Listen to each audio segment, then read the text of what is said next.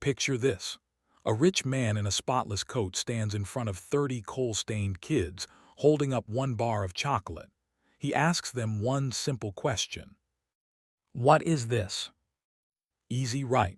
The first boy shouts that it's chocolate and the man says, Wrong. A girl says it's a future, a way out of this place. Wrong. He says again. Someone in the back cries out, It's hope. Wrong. One by one, the hands drop. A few kids start crying. And way at the back, behind all of them, a boy who looks like he died last Tuesday slowly raises his hand. What that boy says next buys him out of that pit in under a minute. Not with money, with 4 quiet words. And to understand why 4 words could do that, why this half-dead kid saw something 30 desperate kids couldn't, we have to go back 3 years to the day he arrived. Back when the smart money said he wouldn't survive the month. Fair warning, this isn't a story about a lucky orphan. It's much stranger than that. The 19th century.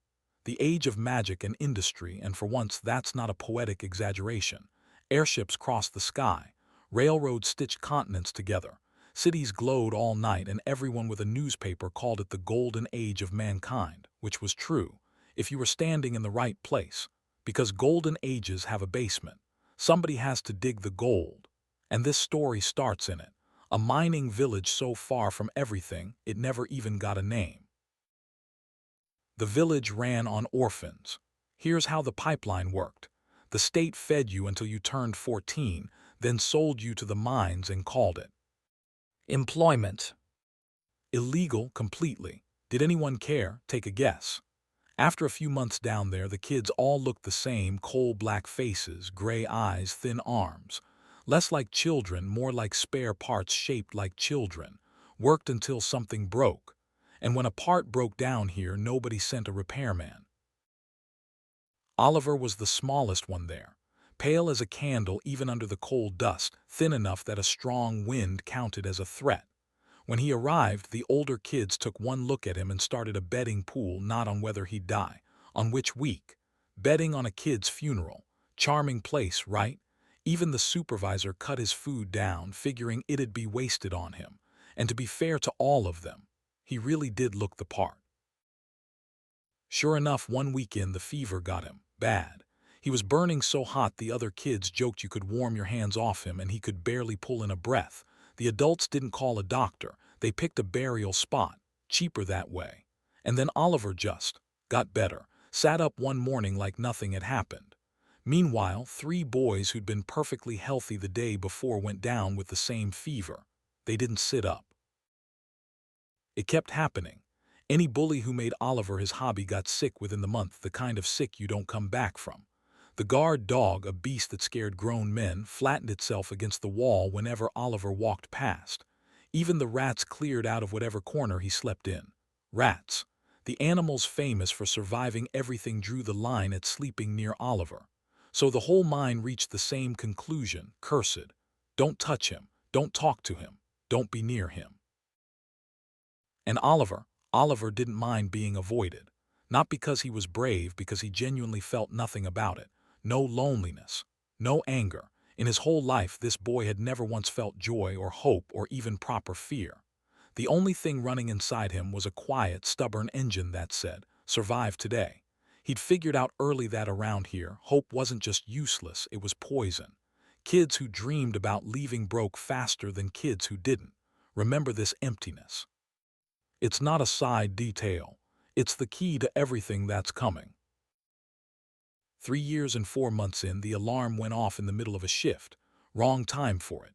Down in the dark, the kids looked up, and here came the supervisor, wheezing down the rusty ladder with actual good news for once. A customer, someone looking to hire a worker. The tunnel emptied fast. Kids shoved each other up the ladder like the mine was on fire because everyone knew what a customer meant. A door out of hell opens maybe once a year. Oliver climbed up last. No shoving, no hurry. He didn't do hope, remember. Up top, the daylight hit them like a wall. Half the kids just stood there blinking, tasting sun for the first time in weeks. The mine boss was already performing for the guest, cigarette in his teeth, his dog snarling the kids into a neat little line. And there he was, the customer. Neat coat, heavy hat, a well-fed mustache, and that soft, harmless look rich men practice in mirrors. 30 kids looked at him and saw a ticket out. Oliver looked at the same man and saw something. Off. He couldn't name it yet, but off. Then the man pulled out the chocolate, held it up, and asked his question. What is this? The kids froze. Was it a trick? Did he think mine kids wouldn't know chocolate? The fastest boy grinned and said, It's chocolate, sir. The man shook his head. Wrong. A girl tried next, saying it was a future, a better life. Wrong. He said again, softer this time. A third voice called out that it was hope. Wrong. Answer after answer, that gentle voice swatted them down.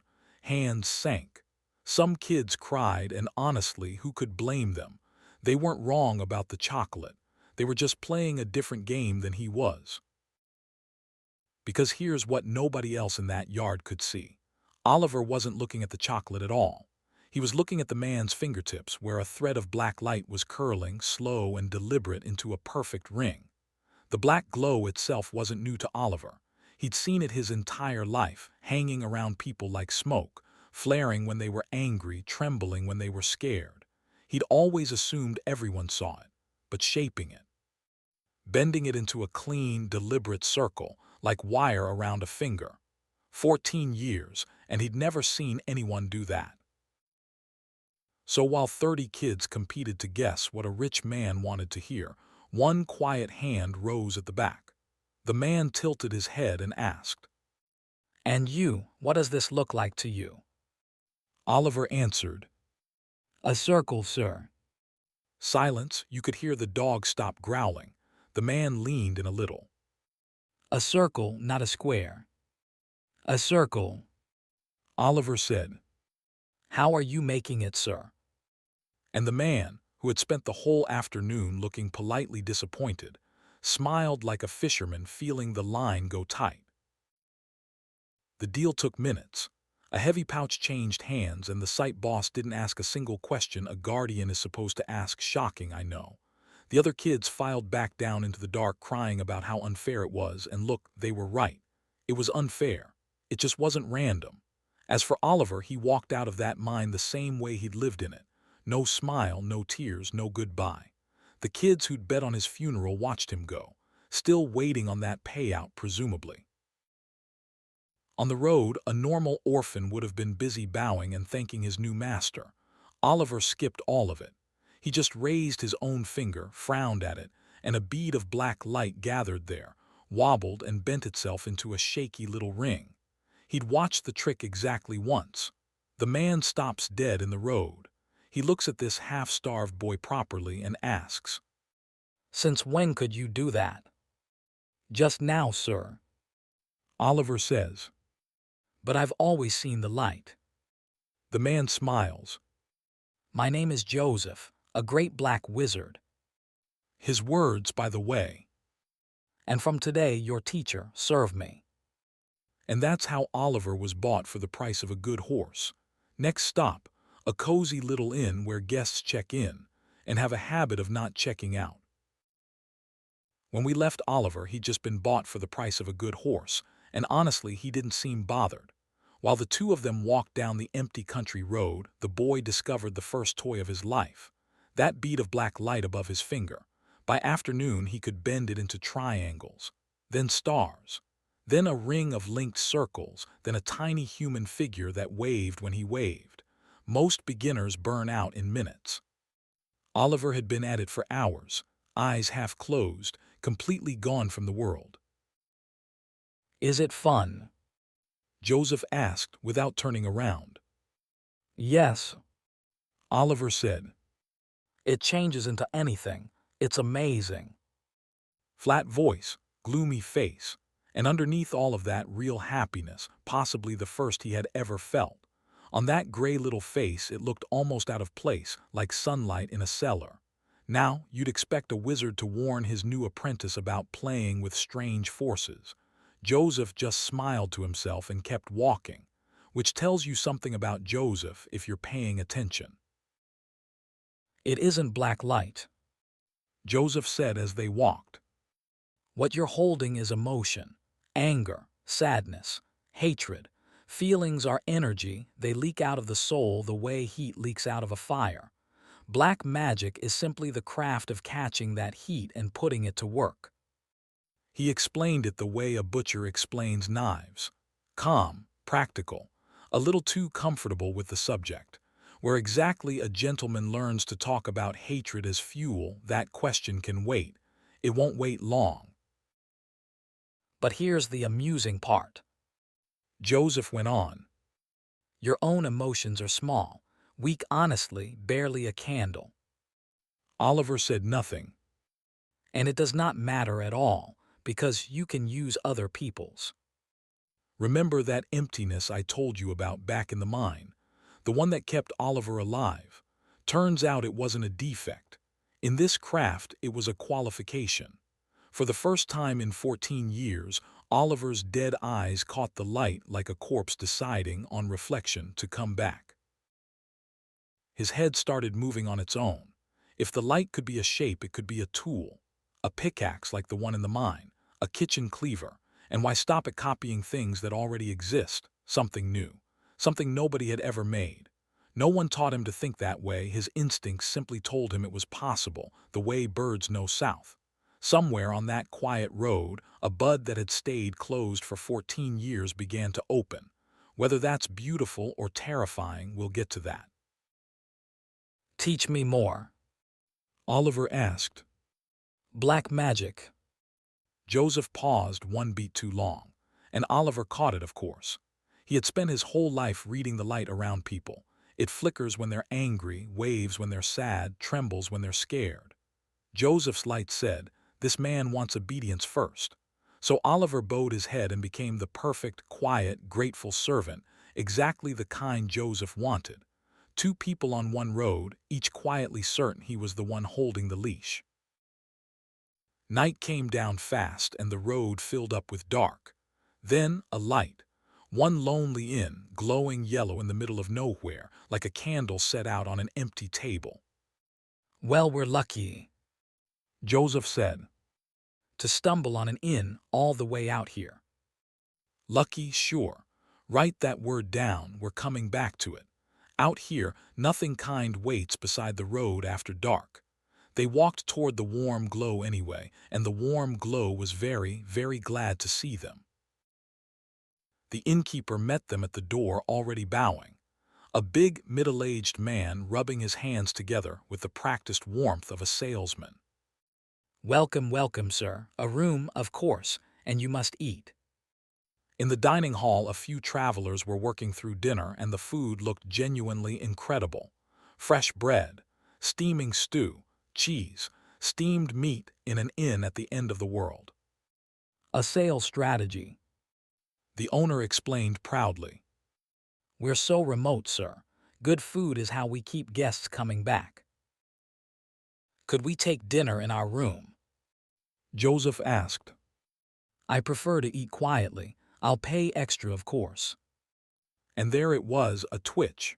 One small muscle in the innkeeper's cheek, gone in half a second. Of course, sir, right this way. Up in the room, Joseph hung up his coat and asked. Kind fellow, the owner, don't you think? He's strange. Oliver said. Joseph laughed like a man who just heard his favorite joke. The owner did seem like a good innkeeper. His real profession, though, seemed to be something else. Dinner arrived on a tray, carried up by a tall employee whose grin got wider when Joseph tipped him. Just leave the empty dishes outside the door, sir. An hour later, the dishes sat in the hallway, polished, practically licked clean. Downstairs, the owner looked at those empty plates and smiled a slow, satisfied smile. In the hotel business, they call that customer satisfaction. In this hotel, it meant the seasoning had gone down without complaint. Sleep well, dear guests. The house insists. Midnight, somewhere down the hall, dull, heavy sounds. The kind a house shouldn't make at night. The kind that needs a mop afterward. The owner stepped out of a guest room, wiping his forehead, breathing hard. I'm getting too old for this. He sighed. Nonsense, master. Said his man Arthur. You've got 20 good years left in you. That was the inn's real business. Good food, deep sleep, and travelers who were never seen again. Nobody misses a stranger in the middle of nowhere. Last one. Arthur said. End of the hall, the man and the boy. Ah, the room service pair. No trouble there, they clean their plates like they were starving. They'll be sleeping like the dead. The owner chuckled at his own joke. The kid especially looked like a walking corpse already. He had no idea how right he was. As for what sort of people usually bought boys from mining towns, the owner had opinions, none of them kind. It never occurred to him to wonder what sort had bought this one. The hallway was dead quiet. The two men stood outside the last door and went through their nightly routine, calm as milkmen on a morning round. They had done this so many times it had a rhythm to it, almost a comfort. A look passed between them, a nod. The owner lifted his hammer, Arthur wrapped his fingers around the door handle slowly so the hinge wouldn't creak, and in the dark the owner mouthed the count. 1. A nod. 2. A slower nod. 3. The door doesn't open. It detonates. Something small and fast, like a marble fired from a cannon, punches through the wood, and the owner drops where he stands, splinters everywhere. Arthur is sitting on the floor with his ears ringing, staring at the man who was giving orders 2 seconds ago and is now a heap against the far wall. No monster, no glowing circle, no warning, just physics arriving at a speed this hallway was never built for. Then footsteps, calm ones. Out of the room walks the guest, coat off, sleeves rolled, not a trace of sleep in his eyes. The seasoning, it seems, had gone down without complaint. Into two very awake customers. Joseph looks down at Arthur trembling on the floor, and in the exact rhythm of the count those two had whispered outside all those doors on all those nights, he says quietly. 1. What a great black wizard does with men like these, that's next. Oliver's education is about to begin properly. Let's rewind a few hours back to dinner, back before that hallway countdown even started. Joseph and Oliver sat across a table loaded with good food, fresh bread, real meat, the kind of spread this inn had no business serving so far from anywhere. Joseph looked at it, then at Oliver. Should we eat this? Oliver thought it over and shook his head. No. Why not? It's a little hard to explain. Then explain it the hard way. Oliver leaned in. The light around the man who brought the food, it was twisted. To Joseph, that meant nothing yet. To Oliver, it meant everything because Oliver didn't just see people. He saw what they were feeling. Oliver explained it the best he could. Anger made the light flicker. Sadness made it wave, slow and heavy. Fear made it shake like a candle in a draft. And lying twisted it like someone had wrung it out like a wet towel. He'd seen that exact twist once before on the mine supervisor's face, right before the man sold him into the worst job in the pit. Joseph nodded slowly, the way a teacher nods when a student says something smarter than expected. So, He said. why would an innkeeper lie to two paying guests? Oliver already had a guess. He just didn't want to say it out loud. The food's drugged. Joseph said, as cheerfully as a man ordering dessert. Eat, sleep, get robbed, get killed, usually in that order. It wasn't a pleasant story. Joseph told it like a fond childhood memory anyway. So what do we do? Oliver asked. Not eat, I guess. He offered. Wrong answer. Joseph said. If we don't eat, they'll know we've noticed. Better to look tricked. Stay sharp instead. A good warlock knows how to lie with his whole body, Oliver, not just his mouth. Somewhere a parenting book quietly wept. Oliver just nodded, wide-eyed, the way he nodded at everything Joseph said, understood or not. Then Joseph reached into his coat and pulled out a small glass tube, sealed with a black stopper.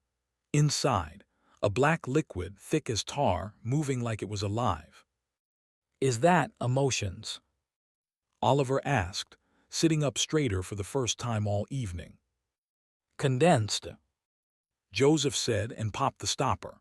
The liquid convulsed, calmed, then unspooled into a thread of black light that wrapped itself around his hand like it belonged there.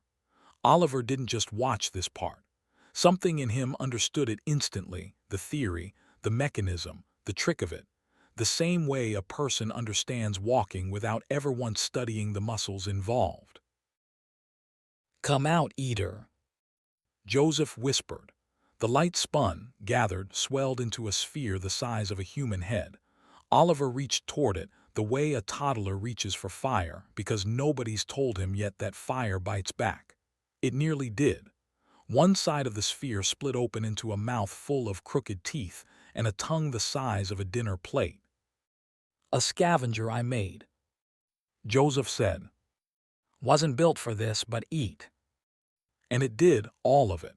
Bread, stew, cheese, the drugged meat, gone inside a minute, plates licked clean.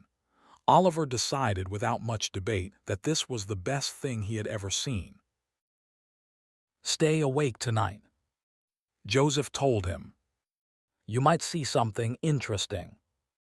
He wasn't exaggerating. Hours later, walking calmly out into the hall while a terrified employee bolted ahead of him, Joseph held up one finger. One. The man didn't get far. Joseph pulled the thread from the tube again, let it thicken into light, then into something shaped exactly like a bullet. 2. He didn't even look bothered doing it. 3. Hate bullet. The shot punched clean through the back of the man's skull. He was dead before his own scream finished leaving his throat. That's the same. 1. You heard at the end of last chapter, by the way, same night, one floor down. Downstairs, Oliver followed at a careful distance, watching. The innkeeper's wife found them first, carrying a body over one shoulder, not even bothering to explain it. Didn't you finish dinner? She asked, genuinely confused. I'm cautious about strange food. Joseph said, polite as ever, and shot her through the chest before she'd finished the sentence. A waitress ran for the kitchen and came back with a shotgun instead. She fired 3 rounds point blank, and Joseph simply raised a wall of black light and let the bullets die against it. Black shield.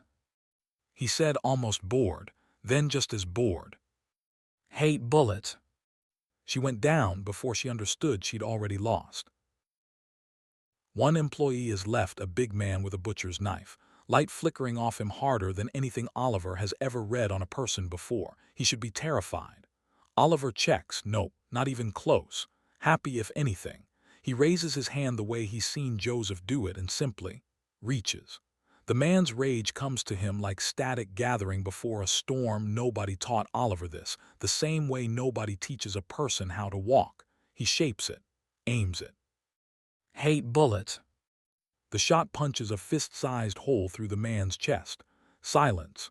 Then Joseph's hand resting on Oliver's head. Good job. The basement told the rest of the story. Coats, boots, watches, wedding rings, years of dead travelers, sorted as neatly as shop inventory. Joseph pulled out a small leather pouch with teeth for a zipper. Take everything, he said, and little hands sprouted from the opening and got to work, stuffing the loot inside like the world's least appetizing shopping bag. You didn't think a magic bag would just be a normal bag, did you? Why collect all this? Oliver asked. Black market. Joseph said. Nothing that can't be bought. Nothing that can't be sold. You'll use it too someday if you want to be a warlock, that is. Oliver did. He just didn't know why yet. Do you know why I bought you? Joseph asked, hand still resting on Oliver's head. Oliver didn't. He'd never once wondered. I train warlocks.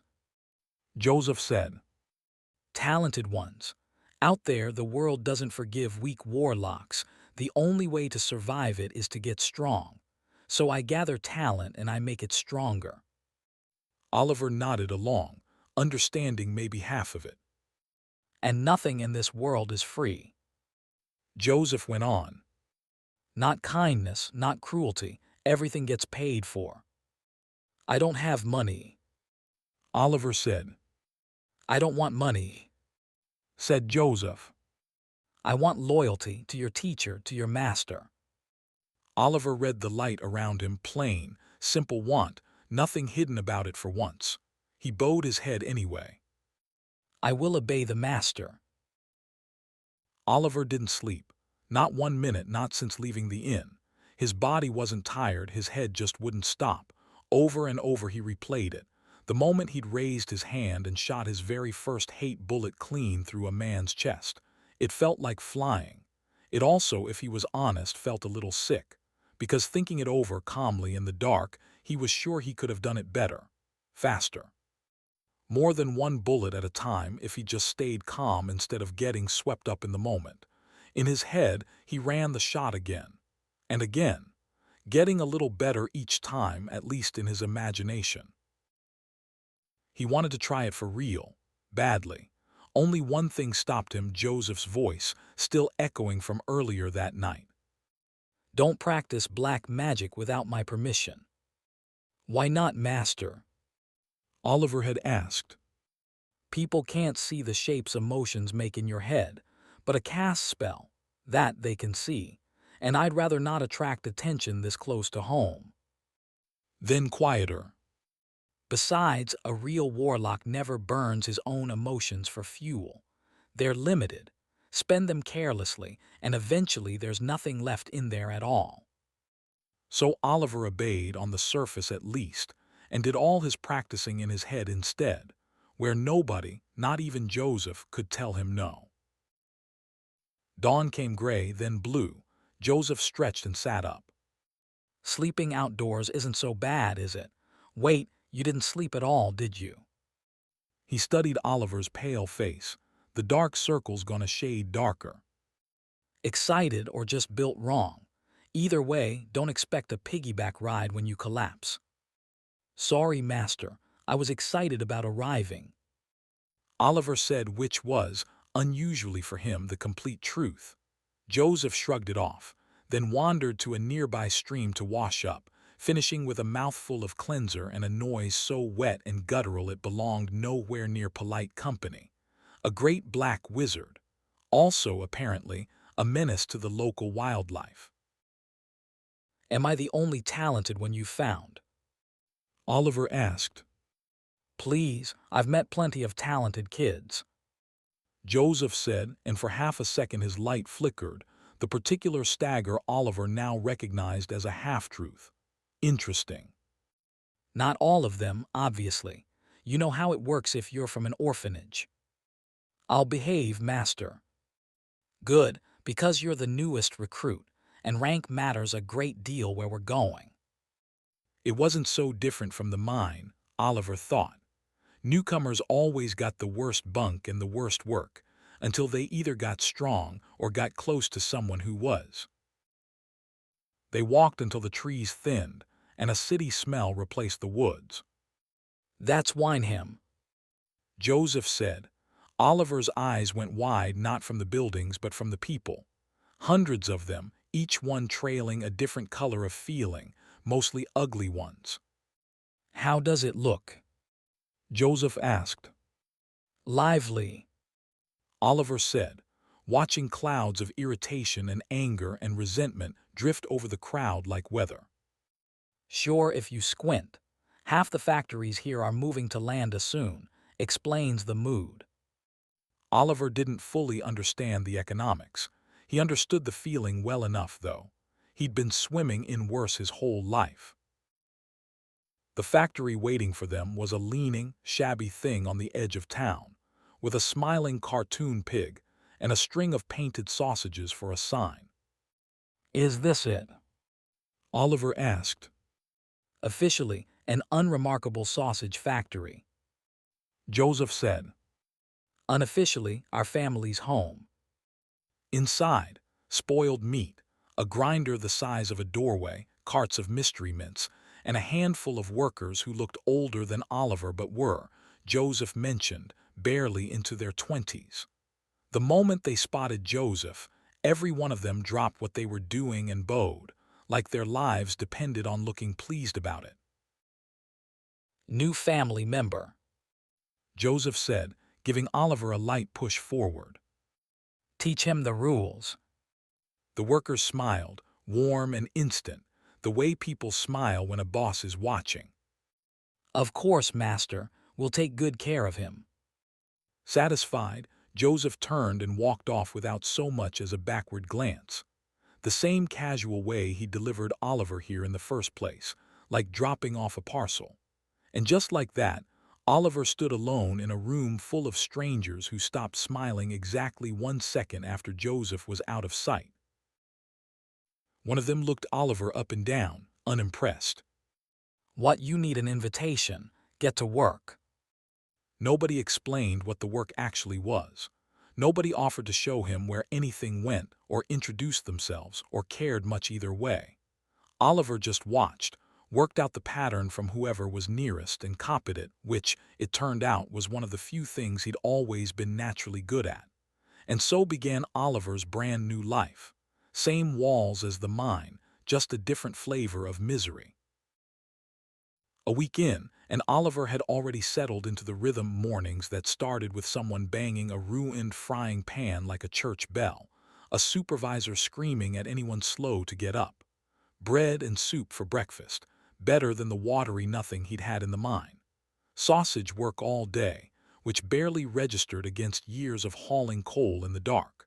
The body had it easy, honestly. It was the waiting that wore him down, waiting for Joseph to actually teach him something, anything about black magic. Every day, nothing. Every day, Oliver got a little more tired of being patient. Then one afternoon, a hand cracks across Oliver's face before he even sees it coming. He stumbles. When his eyes focus, a young, muscular supervisor is glaring down at him, fist twisted into his collar. Didn't I tell you to move all the meat, you little? I did move it. Oliver mumbles through the sting. Wrong answer, apparently. The man shoves him again, playing to the small crowd now watching. Say the wrong thing around me again, and I'll turn you into filling for tomorrow's batch. Understood? Oliver nods, the same old reflex, the one that's kept him alive since before he could remember why. Clean up the whole workshop, today as punishment. The foreman added, finally letting go. Oliver nodded again until a new voice cut through the room. A woman with pale skin and short purple hair stepped in, arms crossed, entirely unbothered by the foreman's size. You don't get to dump your own cleaning duty on the new kid. That's your job today, not his. Every worker in the room went dead silent, waiting to see who'd blink first. Oliver, for his part, wasn't worried about either of them. He had exactly one thought running through his head, on repeat. So when, exactly, was someone going to teach him black magic? Why do you care? Tom asked, all arrogance. Because I'm a supervisor too. Marie said. You don't get to just do whatever you want. The same supervisor, that's rich. Yes, the same supervisor. The room went quiet in the specific way rooms go quiet right before someone gets hurt. Tom gathered black light in both hands, a small, wobbly thing next to anything Joseph could do, but enough to make every worker in the room take a careful step back. Everyone except Marie. She didn't move an inch. Heard I'm about to become a formal disciple. Tom said. That's just a rumor. A rumor I got straight from a formal disciple. Don't believe it, ask around. It's the master's call who gets promoted. Marie said flat. Not yours. What do you think he'll say if he hears you're throwing your weight around before it's official? Just the word. Master. Did more than any threat could have. Tom's fierce, bulldogish face twisted with discomfort, though not quite enough to actually back down. Fine, Master decides. He snapped. We'll see how you talk to me once I'm official. Now get back to work, all of you. The workers scattered like they'd been set on fire. Walking off with a few of them afterward, Marie got an earful. Why'd you even do that, Marie? Guy probably deserved it. Yeah, none of our business. Tom's getting promoted this time, you know. You've got a lot of grudges for a supervisor. Enough, Marie said. it's a rumor. I've heard 100 rumors in my time here. Give it a rest. 6 years of rumors, to be exact, though she didn't say that part out loud. Then she stopped walking. Oliver was waiting for her, off to one side, saying nothing at all, which was, for Oliver, basically shouting. Marie sighed the sigh of someone spotting a chore she'd forgotten about. I helped you because I didn't like how he was acting. She said cold. Not because I like you. Don't get any ideas. Go away, you're annoying, and I've had a long day. Oliver just stood there, blank-faced as ever, entirely unbothered by the insult. What? Marie snapped. Something else. He nodded. What's a formal disciple? Down in the basement study, Joseph looked up from his book, unhurried as always. What happened? Andrew, his best student, second in command of the whole family, reported it plainly. Small scuffle at the factory. That boy you brought in got roughed up by Tom. Is he all right? Wait, you're asking about the boy. Who else would I possibly be asking about? He's fine, Master. Marie stepped in before it got bad. Joseph raised an eyebrow, genuinely surprised for once. Marie, that's not like her at all. She's the type who can't stand unfair fights. Andrew offered. Also, Tom's been strutting around like he already got promoted, probably annoyed her. She's been an informal disciple 6 years after all, against Tom's too. Ah, right, the one who's stuck. Joseph considered this the way a man considers a stain on the carpet. I thought desire mattered as much as talent for this kind of magic. Guess not in her case. Give her a little more time. If nothing comes of it, demote her to a servant. Andrew didn't argue. Around here, no talent meant you served whoever had some. Andrew lingered instead of leaving. Master, may I ask something? Go on. Why do you want me watching the new boy so closely? You said yourself he wasn't especially talented. Joseph lowered his book slightly. Why the sudden interest in my interests? You've just never done this before. Usually you teach a new pickup once or twice and move on. This time feels different. And I am your disciple, so I thought. He lost his nerve halfway through the sentence, the way people do around Joseph. There's nothing much to it. Joseph said, mild as ever. He's interesting, that's all. Most kids want black magic for power or money or revenge. This one just wants it, for its own sake, nothing else. Isn't that interesting? So he's talented then. Not some, quite a lot actually. Andrew's expression hardened just slightly, and Joseph laughed at it, delighted. Scared? And no, Master, of course not. Relax, he's barely started. You've been my best student for years. Go on, get back to training. Andrew turns to leave, relieved, eager to get his flustered face out of the room. Joseph calls after him, almost as an afterthought. Wait, didn't I say Tom gets promoted at month's end? You did, Master. Why? Joseph doesn't answer right away. He's turning something over in his head, the way he does right before he decides something inconvenient for everyone else. It's been a while since I've been back. He finally says, Feels like a good time for mercy. Tell the informal disciples we're holding a class in 2 days. Andrew nearly chokes on the word. A class, this soon back from a trip, hasn't happened in years. Back with Marie, Oliver was getting the short version of factory law. We're disciples in name only, She explained. not real ones. To count for anything, you need to make formal disciple at minimum. What she described sounded less like an apprenticeship and more like unpaid labor with extra steps. No real teaching, just chores, on the vague promise that talent might someday get noticed. Working didn't bother Oliver. Not learning black magic did. That part landed like a small, private disaster. Don't look so gutted. Marie said, not quite gently. Life's unfair. Get used to it quickly, because it certainly doesn't get any fairer from here on out.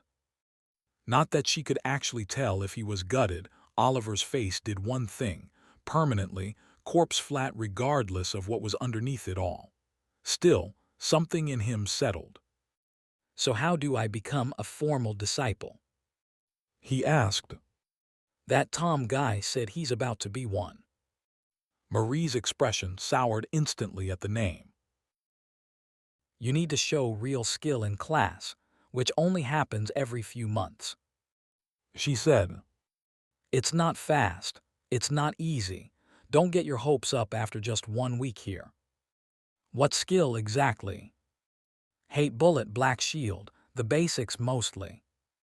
Marie's face did something complicated then. Oliver could see it as clearly as a color.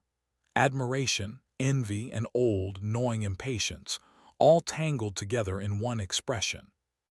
I saw the master use it once when he picked me up. Wiped out an entire gang in seconds without even trying. She'd wanted that power for 6 years. She still didn't have it. Why am I even telling you this? Marie muttered, mostly to herself, standing up to leave. What's your name, anyway? Oliver. Well, Oliver, that's the last free answer you get from me. Bring something useful next time. Before she could actually walk off, a worker came sprinting over, breathless with news. Marie, big news, master's taking a break tomorrow to teach a class. First time this quick after a trip ever. Marie stared, genuinely stunned. 6 years here, and she'd never seen that happen. Oliver, entirely unbothered by the historic nature of the moment, just asked. So there's class tomorrow. Yeah. That's a relief. Marie exhaled. You have no idea how lucky you are. Nobody needed the frying pan alarm the next morning. Everyone was already up, buzzing, whispering like it was Christmas morning instead of a Tuesday in a sausage factory. There's an actual class today. An actual class. I know, right, what's gotten into him. Heard the master hauled in a huge pile of stolen goods on the way back. Maybe that's it. Nobody had a real answer. What they did have, apparently, was a strong and immediate opinion about the quiet, corpse-pale kid who just crawled out of the worst bunk in the whole room. That's the new one master brought in. Doesn't talk, just stares. Careful if Tom catches you chatting with him. You're in for it. Tom, lucky jerk becoming a formal disciple already. Yeah, well, guess who's paying for it? Marie's 6 years here and she's toast next month, all because she helped that. They all jumped when Oliver appeared right next to them, silent as a held breath, and asked with unnerving politeness. Excuse me, what kind of black magic does Supervisor Tom use? Why do you even want to know? One asked, suspicious. I'm curious, please. Oliver said, bowing his head, which, for reasons neither courteous nor sincere, just old habit drilled into him back at the orphanage, came out sounding faintly threatening instead of humble.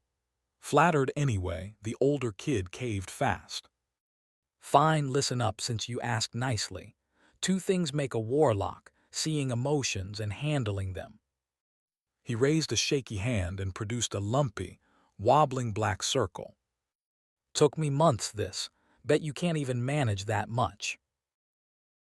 Before anyone could show off further, a supervisor kicked the door open. You idiots! Clean up and eat now, while the master's wasting his precious time teaching you lot. Everyone scattered. Oliver, mid-question, got left holding it. The supervisor grabbed his collar on the way past. Don't get cocky just because you snuck into a class your first week. People have been here over a year and still aren't formal disciples. Don't even dream about it. His light burned hot with anger. Oliver just bowed. Yes, sir. Cleaning went unusually fast that morning. Everyone wanted this whole business over with, one way or another. Breakfast came with an actual bonus for once. One extra golden sausage each, greasy and salty, and gone in about 4 seconds flat. 20 minutes later, a well-fed, well-dressed man appeared out of nowhere, and every head in the room bowed on pure instinct. Andrew. That's enough. Don't be so stiff about it. He said, raising a hand lazily. Finished eating. Good. Follow me. The master's teaching in person today, believe it or not. Andrew led them into the warehouse, past crates of packaged sausage and shapes covered in dusty tarps, toward what looked like nothing at all, until his blacklight-covered hand touched a hidden pattern and a door nobody had ever noticed slid open without a sound. Behind it, a real basement, evenly lit, oddly comfortable compared to everything above it. The other disciples buzzed with excitement, already imagining themselves as proper warlocks. Oliver just followed quietly at the back of the line, the way he always did. They passed rooms and corridors before reaching a rough dirt-walled classroom, unfinished, but not neglected. Real desks, real chairs, shelves lined with test tubes and black magic texts. For the first time in weeks, something in Oliver's chest actually stirred. Then Joseph appeared at the podium like he'd always been standing there. Welcome. Everyone bowed instantly. We greet the master. With 10 desks for 30-plus students, the fast and strong claimed seats. The slow and weak stood at the back. That apparently was lesson 1. Black magic Joseph began. is the study of the soul. Emotion is just energy the soul leaks. See it, handle it, and you can extract vitality, charm, anything human. That's the whole foundation. He paused. But there's a cost. The moment you extract and process emotion, it pushes back. Grief, rage, hatred get careless, and it eats you instead. That's why the strongest magic in theory has never once been mastered in practice. The room went quiet, the good kind of scared. Joseph clapped once, breaking the mood. Which is exactly why we practice. Extraction, everyone one at a time. Tom went first, smug and easy, pulling a thin black thread from the flask like he'd done it 100 times, which he had. Marie strained harder but got there. The supervisor after her struggled more than both. Then came the ordinary workers, most managing nothing but a stalled, sputtering wisp, if that. Talent, it turned out, was rare even among the desperate. Finally, the flask reaches Oliver. Nobody bothers watching him until he speaks. Master, how much should I extract? Every head in the room turns at once. Joseph doesn't even blink. As much as you can manage. It's training. Oliver places his hand on the flask. A full third of it surges out all at once, roaring into the air like something escaping, then settles, calm and stable, right there in his open palm. Dead silence follows. Into it, Oliver asks, perfectly sincere, no idea what he's just done. What should I do next, master? Nobody spoke. Pulling that much emotion straight from a flask was hard even for mid-tier formal disciples, and Oliver hadn't so much as broken a sweat doing it. More emotion should mean more strain, that's the rule. Oliver just looked like a kid holding a new toy. Did I do something wrong? He asked, sensing the silence, but not the reason for it. No. Joseph said, glancing at Andrew, who nodded slowly, a little stunned himself. That's very good, really. Class rolled on. 2 ways to extract emotion. Joseph said. Anyone. Marie's hand shot up, buzzing with nervous energy. Pre-stored from a flask, or live straight from a person. Which is harder? Live extraction people resist. Try it mid-fight and it can go fatal. Joseph nodded, satisfied. Oliver just sat there, quietly confused for a different reason. Extracting from a living person hadn't felt hard at all. If anything, it had felt like the most fun he'd had in his life. A real warlock never leans only on stored emotion. Joseph said, pacing slowly between the desks. Fresh extraction is better quality. Don't get comfortable with the easy version. Then the shapes began. Circle, square, triangle, cone, star, donut, a Möbius band, each one collapsing under most hands like wet paper left in the rain. Only 3 people kept pace without a single wobble: Tom, Marie, and rather unnervingly for everyone watching, Oliver, whose circle came out as clean and steady as Joseph's own. Last one for today. Joseph said. Make me the single most complicated shape you can manage. Go as big as you like. Tom stepped up first, twisting his black light into a long spiraled column, genuinely impressive, and everyone in the room said so loudly. Marie tried to match it right after and watched her copy collapse halfway through, Tom's smirk landing somehow harder than his magic had. Then Joseph turned toward the quiet boy standing at the very back. Don't you want to turn as well? Can it be as big and complicated as I want? Oliver asks. Yes. He wraps both hands in black light, more of it than anyone else dared use. It swells into a perfect sphere, holds there a moment, then collapses inward to bead size before exploding outward to fill the entire room. Out of it grows a black ivy vine, intricate down to the last curling leaf, wrapping every wall like something alive. Nobody breathes. Oliver looks around, mildly pleased with himself. Oh, it works. The next morning, something had visibly changed. The same workers who'd ignored him completely yesterday now watched him sideways, careful in a way they clearly hadn't bothered being before. They hid it well enough on the surface, but their light never lied to him. Fear, envy, in a few surprising cases, something almost like quiet awe. It had happened before, back at the orphanage, back in the mine, people's whole attitude shifting overnight, but never quite this fast. Oliver didn't really understand it. He also, notably, didn't much care to. He went back to hauling meat like nothing had happened, because as far as he was concerned, nothing had. Making friends, feeling superior, none of that interested him. Learning black magic did, and the work was simple enough to let his mind wander while his hands stayed busy. Why is live extraction harder? What's the best way to store emotion? Why a test tube specifically and not something else? He asked himself everything, like a toddler stuck on. Why? And mostly came up empty. It was, he decided, extremely annoying. Need a hand with that, looks heavy. A worker offered, smiling wide.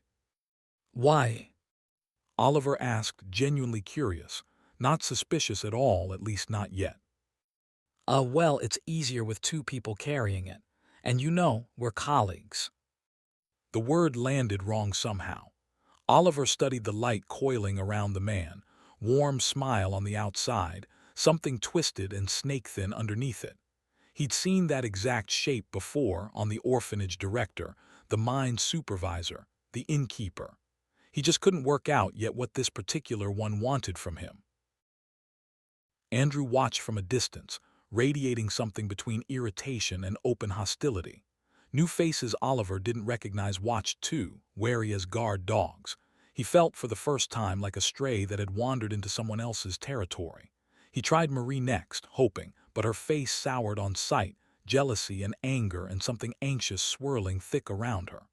Oliver stopped walking toward her without quite deciding to. Then Andrew's voice cut through it all. Oliver, Master wants you. The master's actual quarters made the classroom look like a broom closet, smooth walls, a huge bed, the smell of tangerines, furniture Oliver had never seen the use of. He didn't much care. Only one thing here interested him, and it was currently pouring whiskey into crystal. How are you? Joseph asked. Oliver blinked at the question like it was in a foreign language. Good, I'd like more classes, though. Joseph and Andrew both laughed. Of course you would. Anything else bothering you? Food, sleep, the other kids. Oliver ran through a mental list. A bully who wouldn't quit, identical bread and soup every day, a mattress that smelled like a swamp, and said none of it. No, thank you for your kindness, master. Pure flattery, copied word for word from the older kids. Everyone knew it was hollow. Joseph liked it anyway. Good attitude or clothes enough. A good boy deserves a reward. I've got news for you. More classes, master.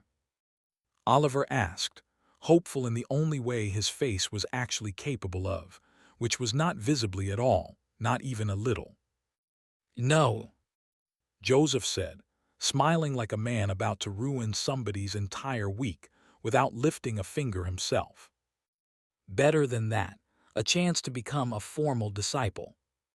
Somewhere across the factory, presumably, a rugged young man named Tom had just felt an inexplicable chill run down his spine for absolutely no reason he could name. Behind the factory, where the rats live and nobody bothers looking twice, Tom was completely unraveling. A match against HIM. That seat is mine. It was always going to be mine. Calm down. Andrew said, entirely unmoved by any of it. Tom was very much not calming down, days away from finally becoming a formal disciple, and now he had to fight a weak-old nobody for the privilege, for something that was already supposed to belong to him outright. Didn't you fight for me at all, senior? Tom asked, close to actual tears now. I argued your case. Andrew said, calm as ever. Told the master it made no sense, rewarding a one-week nobody like that over you. Didn't matter one bit. His display was simply too good to ignore. He let that sink in slowly, watching Tom's face crumble further. The sausages Tom had stolen and sold on his behalf, every favor and errand, apparently worth exactly nothing now. Andrew shoved him hard against the wall. Wake up. It's already decided, so stop crying about it. And honestly, this match is a gift if you think about it right.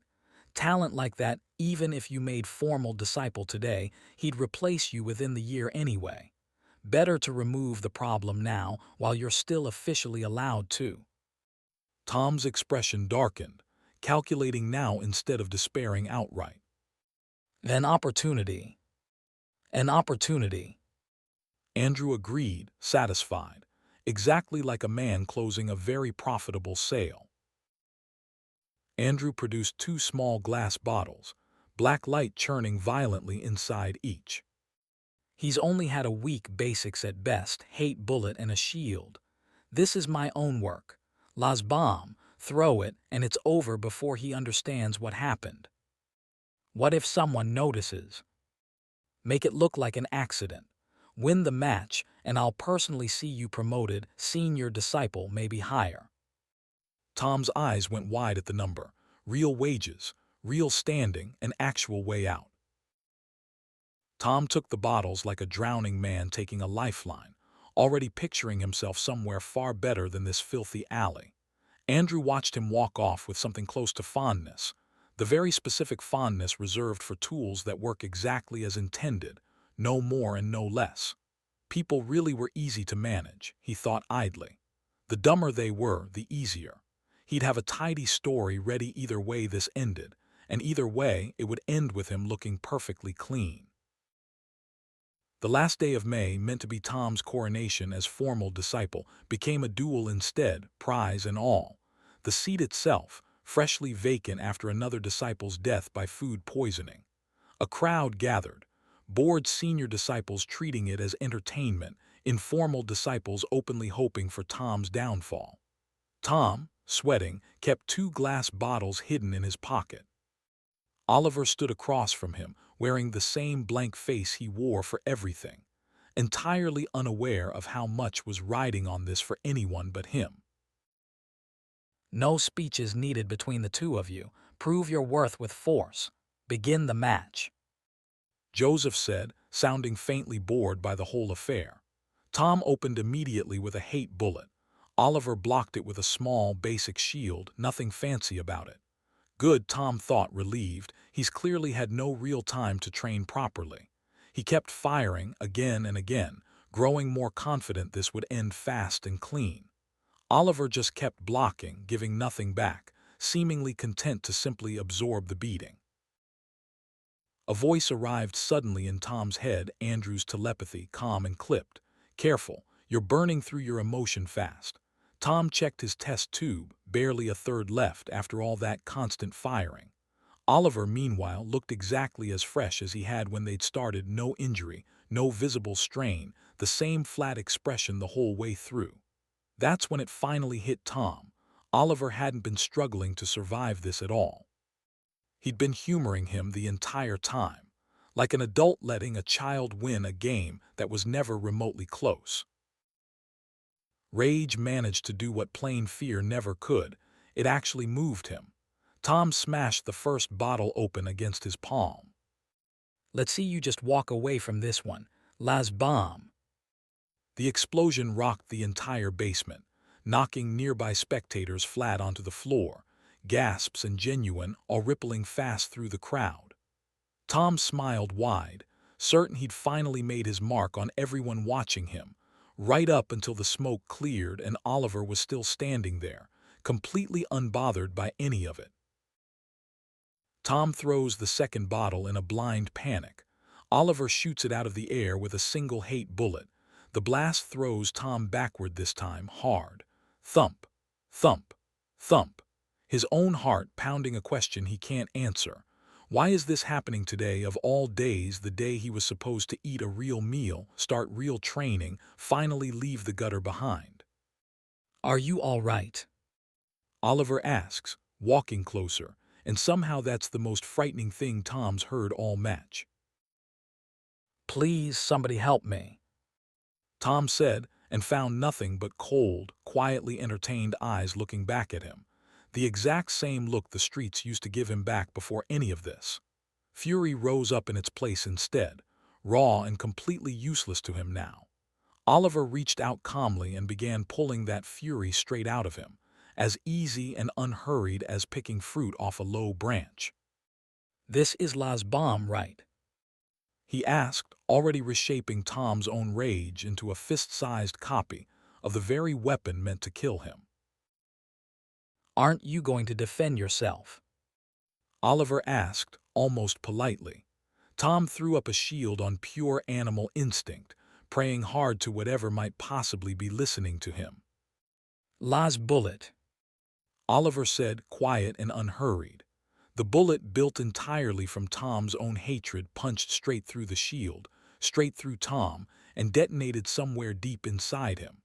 The sound that followed made his earlier bomb sound like a birthday party firecracker by comparison. When the dust finally settled, someone called it out from the podium, flat and final. The winner, Oliver. So Oliver won. He killed a man in front of a crowd, got called the winner, and then got sent to take a shower. Warm water down in the basement, first warm shower of his whole life. And the thing he noticed wasn't the fight or the body or the cheering that never came. It was the water, warm beat cold. The dried blood on his face came off easy, no scrubbing. He stood under it a while, thinking that over. Then he dried off, went to grab his clothes, and stopped. The basket was empty. Well, not empty. His rags were gone, and folded inside sat a set of clothes he'd never seen before. A voice came through the door, nervous. It cracked a little. You done washing up? My clothes are missing. Oliver said. There was a pause. That rag, I threw it out. New ones are in the basket.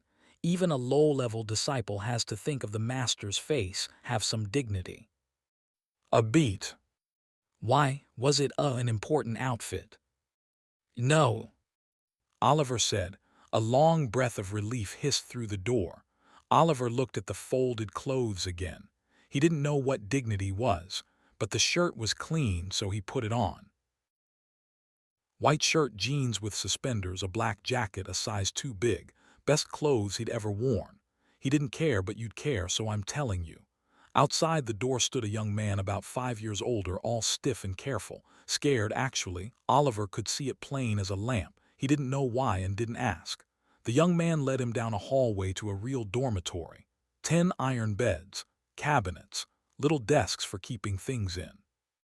After a lifetime of damp straw, it looked like a palace built for someone else by mistake. This is yours. The young man said, pointing at the worst bed, the one jammed in the corner. Oliver walked over and looked at it. Dry, not moldy. A blanket that looked warm, sturdy little cabinet beside it. If you don't like the spot. I like it. Oliver said. You do?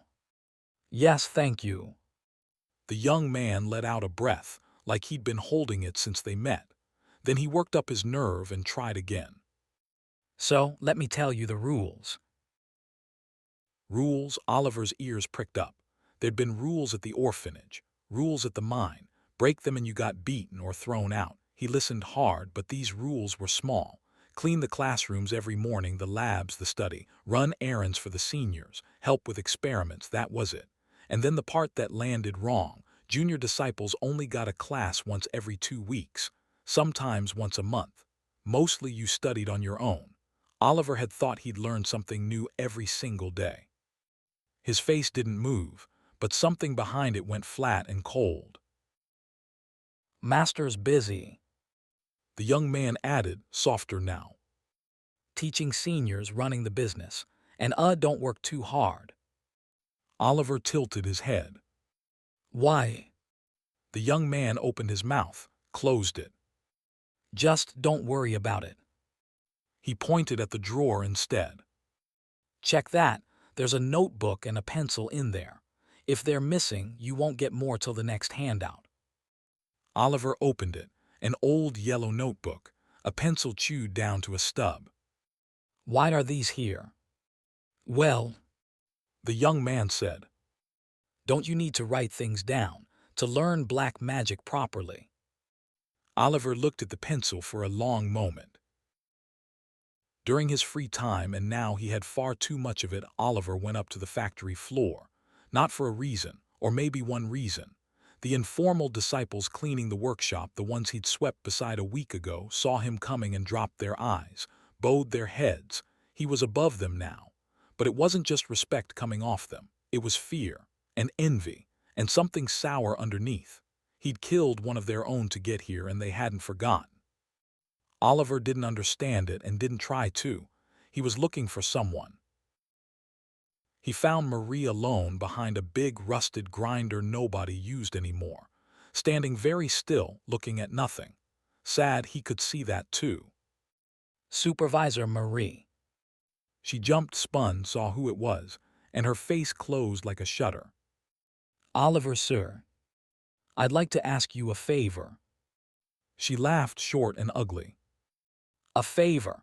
So the boy who made formal disciple in 10 days wants a favor from me. 6 years I've been here. The sarcasm was thick enough to spread on bread. It sailed clean over Oliver's head. Did I do something wrong? He asked. That somehow was worse. I need to learn letters and numbers. He said. To study black magic properly, nobody ever taught me. Can you? She frowned. Why me? The other juniors can read. Ask them. It's hard with them. Oliver said. They look at me the way the mine kids looked at the supervisor. Scared. Like they'll say anything to not get hurt. Marie went very still. You can read emotions. Sort of. Why?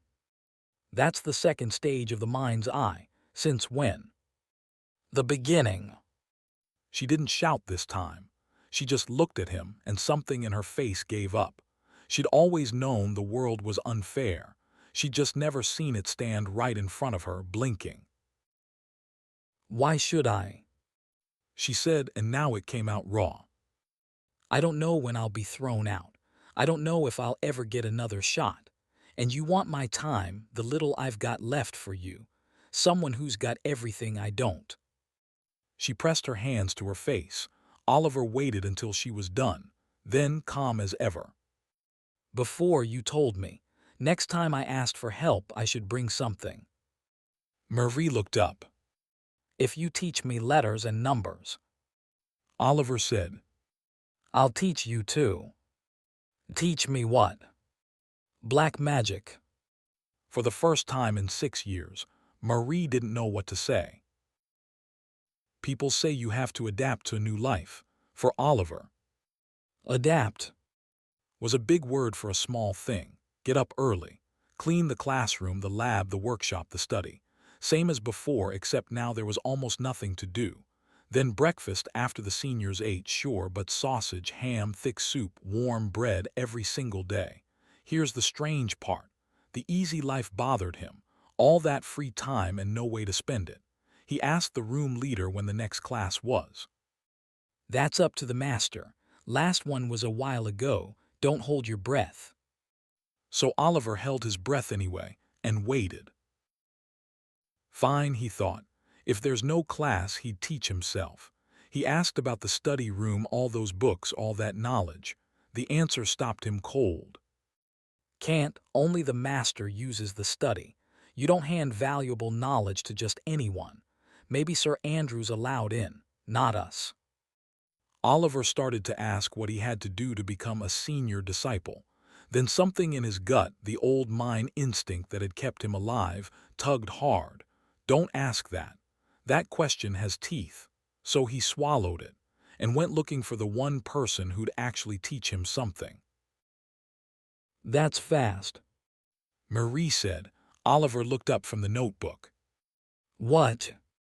You're reading. You started on the alphabet a few days ago. Now you're writing full sentences correctly. She shook her head.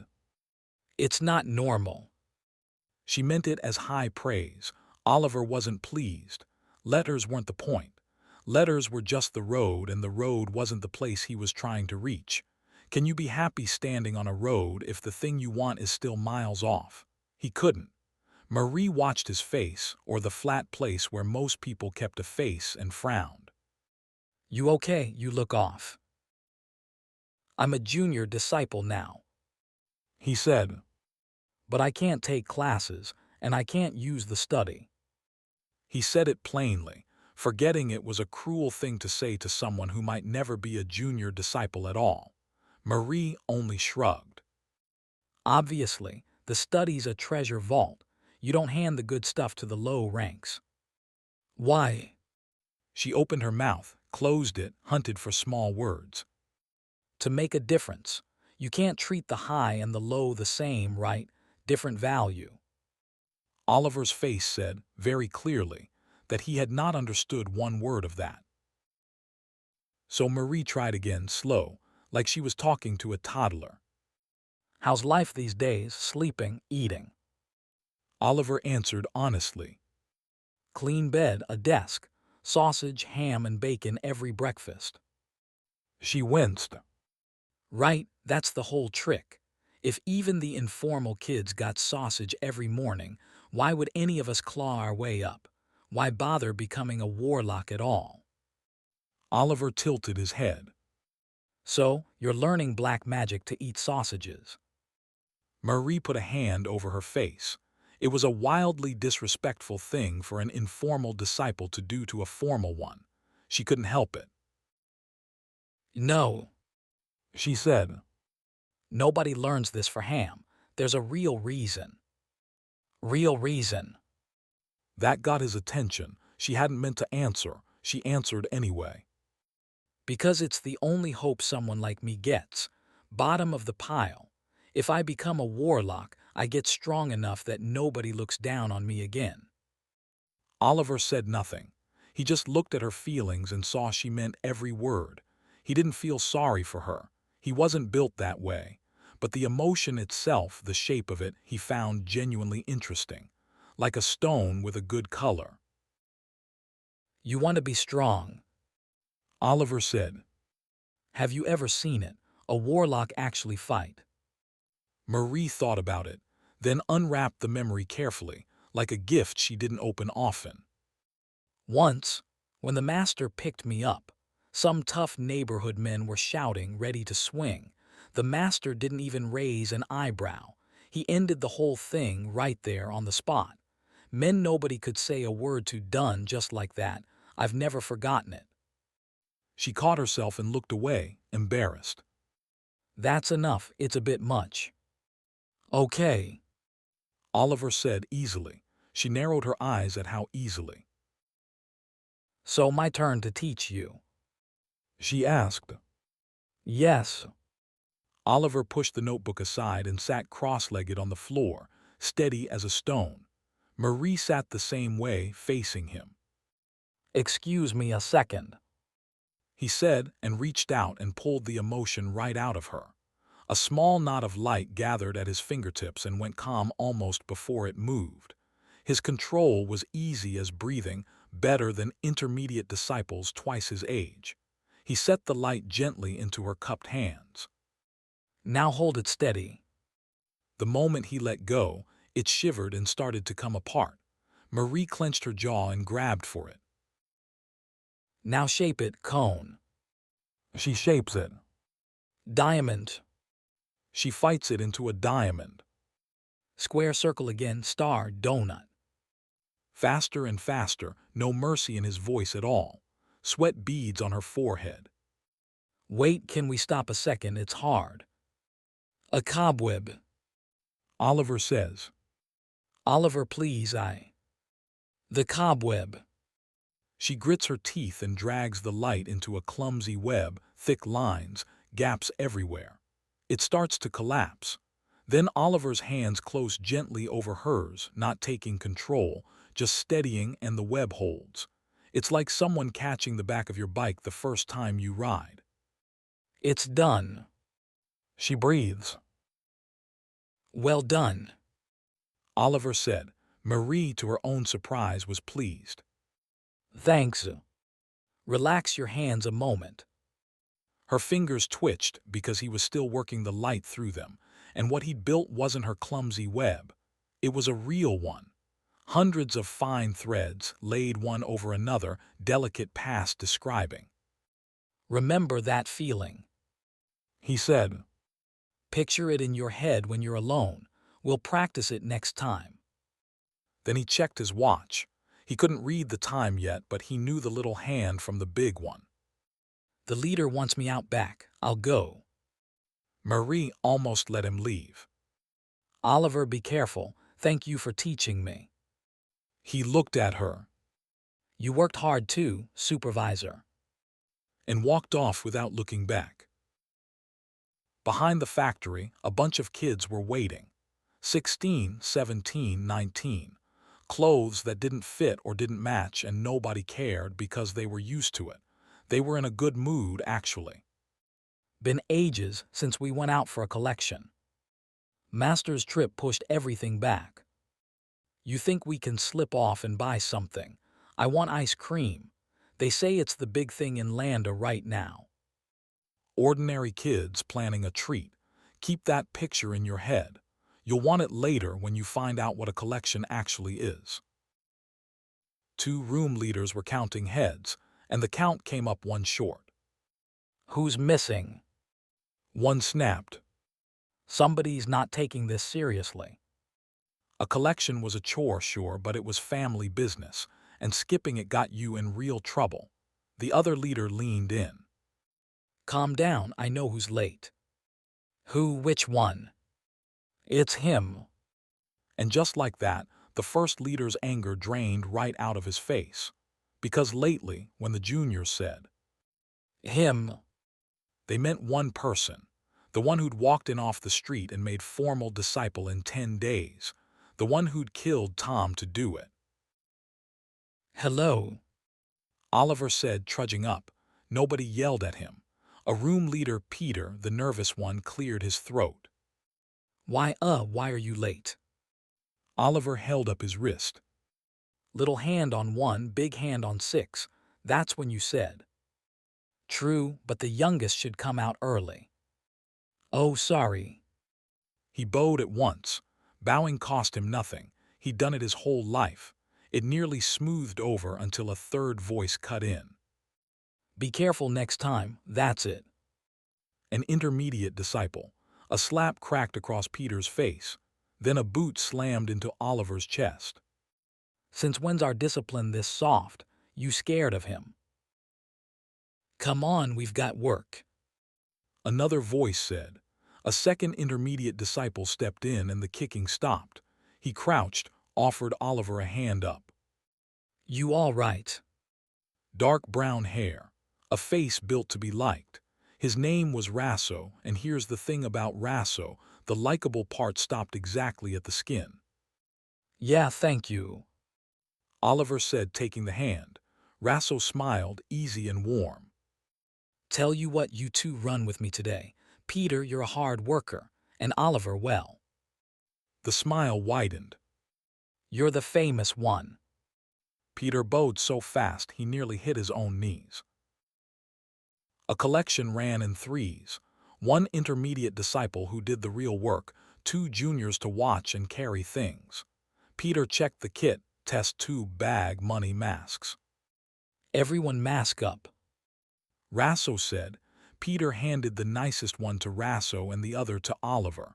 Oliver turned it over in his hands and went still. It wasn't just leather. It was a face. A whole face, peeled and cured. Just put it on. Rasso said, so Oliver did. And it wasn't only his face that changed, it was all of him. He looked down. His thin, pale arms were gone. In their place, thick, dark forearms he'd never owned. He pressed one, curious. It's called fake face. Rasso said. A mask for your whole body. Oliver's cold little heart did something it almost never did. It thumped. Is this the product? He asked. The fake face, sort of. Not the main one, though. These are pricey. Bank robbers and gangsters buy them now and then. The real product's something else. What is it? Peter stiffened, trying to signal Oliver to shut up. Rasso just waved it off, still smiling. No, let him ask. You want to be a warlock, you need that itch to know things. Just be careful who you ask. Then he tucked the answer away. We've got work. I'll tell you on the road, follow me. And they went. Oliver followed with the briefcase of test tubes. Peter drifted close and whispered. You got lucky. Juniors never talk back to an intermediate. Rasso's just nice about it, don't push it. Nice. Oliver repeated. He looked at Rasso's back, at the feelings coming off it, and something didn't line up. Why can't juniors talk back? That's the rule. Family runs on rules and order. The little ones obey the big ones. Oliver nodded. Same as the orphanage. Same as the mine. But there he'd been too scared to have questions. Here, the questions were piling up faster than he could ask them. The first stop was a shabby inn on Paul Street. The smell hit them at the door, sour, close, wrong. An old woman shuffled out, ugly spots ringing her eyes. Who is it? Is the fruit ripe? Rasso asked, pleasant as ordering lunch. Her eyes flicked. I've got 3. Mind if I take a look? I'd like a taste. Follow me. She led them up a narrow stair, 3 little rooms off a dim hallway, and from behind every door, faint and unmistakable, came the sound of a baby. I'm going to be honest with you here. This is the part where you figure out what a collection is. The old woman knocked. The door cracked open, and a young woman looked out, barely a woman, really, a baby held against her chest. It's not dangerous for the child. The crone soothed. Think of it like giving blood. The girl shut her eyes tight, like she had any choice left. Please. Rasso reached out gentle as a doctor, told her it wouldn't hurt and pulled the emotion right out of her. And here's the thing, it was beautiful. Warm gold light, the prettiest Oliver had seen. It was her love for the baby. That's what they were harvesting. Motherhood. Oliver watched it pool in the test tube and thought only quietly that it was a lovely color. The girl sagged, dazed and hollow. Then she saw the money and came back to herself enough to take it. They did the same in the next 2 rooms, the same reaching hand, the same gold light, the same bundle of cash. Downstairs, Rasso paid the crone. Less than last time. She said. We pay top price. Rasso said. So we're fussy about quality. That last one's fading. Right, I'll swap her out, find a fresh mother. You do that, good stuff gets you a bonus. Business start to finish. Nobody raised their voice once. Out on the street, the masks made them strangers. Rasso stretched. You bottled it up okay. Yes. Oliver said. Good, that's the ingredient, the thing that makes the product. He glanced sideways at the boy. Know what it's called? Oliver shook his head. He'd carried 3 mothers' love down a staircase in a glass tube, and he genuinely wanted the name, the way another kid might want the name of a bug. Rass smiled under his stolen face. It's called Pilgaret. And that, Oliver decided, was worth remembering. He had no idea yet what it did, but he was about to find out exactly who it was for. What's a Pilgaret? Oliver asked. Rass warmed right up, like a man who loved his own product. You know, cigarettes like that, looks the same, works nothing alike. He tapped the briefcase. It's a health drug. Quality depends on who makes it, but the good stuff. More pleasure than any drug, almost no side effects. They even sell it to sad rich folks as medicine for the blues. Healthy, practically. Oliver looked at the case in his hand, 3 mothers' love, sloshing in glass. So emotions weren't just fuel for magic. You could bottle them, cook them, and sell them to a stranger for the feeling. He found that genuinely fascinating. That should tell you something about Oliver. Is this the only thing we collect? Oliver asked. No, loads of kinds of Pilgaret. And Pilgaret's not our only money maker anyway. There's more. Oh, plenty, I'll show you. Rasso checked a little notebook and turned down a narrower street, then a narrower one, until the buildings leaned close enough to shake hands. Peter had gone quiet. Oliver noticed that too. Peter went quiet the way a dog goes quiet before a storm it can smell and you can't. They stopped at a basement door set below the pavement. Something underneath smelled sweet and rotten at the same time, and Oliver's nose wrinkled under the stolen face. A bald man sat by an iron door, thumbing through a magazine he clearly didn't buy for the articles. He looked up and scowled. Hooray, you clear off. His hand dropped to a blackjack at his hip, the kind with a metal ball on the end, the kind that turns a skull into bad news in one swing. Rass didn't blink. You collected enough dried leaves. The guard's whole manner changed. He put the club away, pressed a buzzer on the wall. Somewhere below, a small beep answered and the iron door swung open. Rasso bowed, polite as ever, and started down.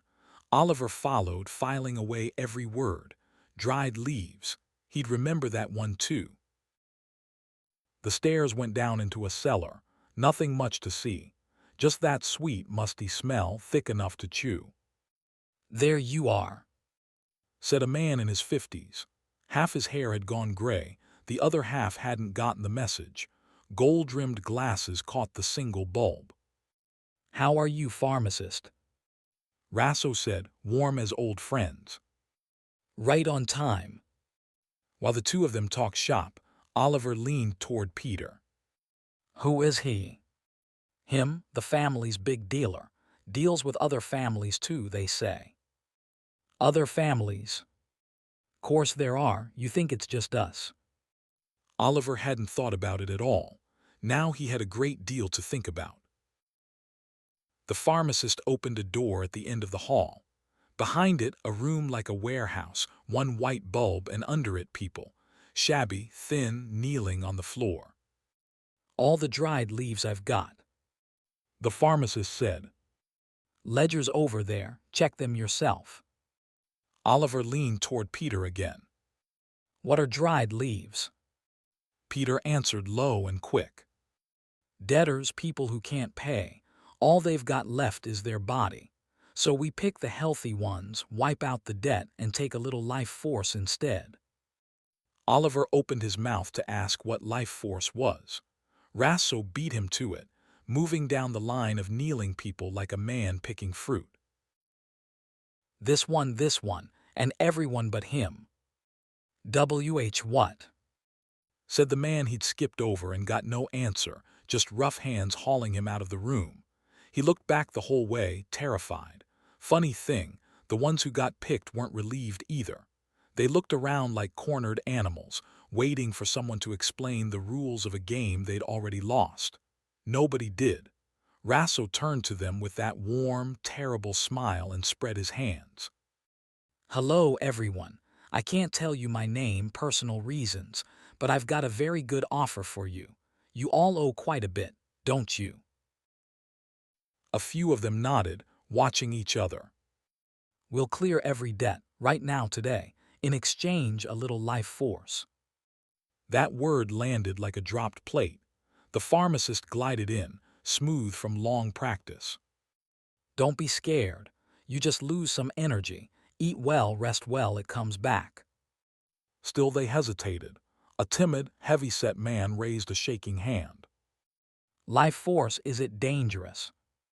Not if we don't take too much. The pharmacist said. You know what's really dangerous? Interest, piling up while you kneel here. This is your choice. Don't like it, pay your debt now and walk out.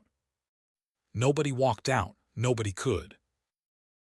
So one by one they agreed because reluctantly is what agreement looks like when you're broke. Rasso reached out and started drawing the life force. Oliver leaned in close to watch, and this was new. Emotions floated around a person like weather. Life force lived inside them. Same kind of light, somehow completely different. Done, Rasso said, capping a tube. The man he drained wheezed like he'd run a mile standing still. And here's the part that stuck with Oliver. As the light came out, the man got smaller, thinner, older, right there in front of him, in the time it takes to pour a glass of water. Rasso finished the second one and, half joking, tossed it out there.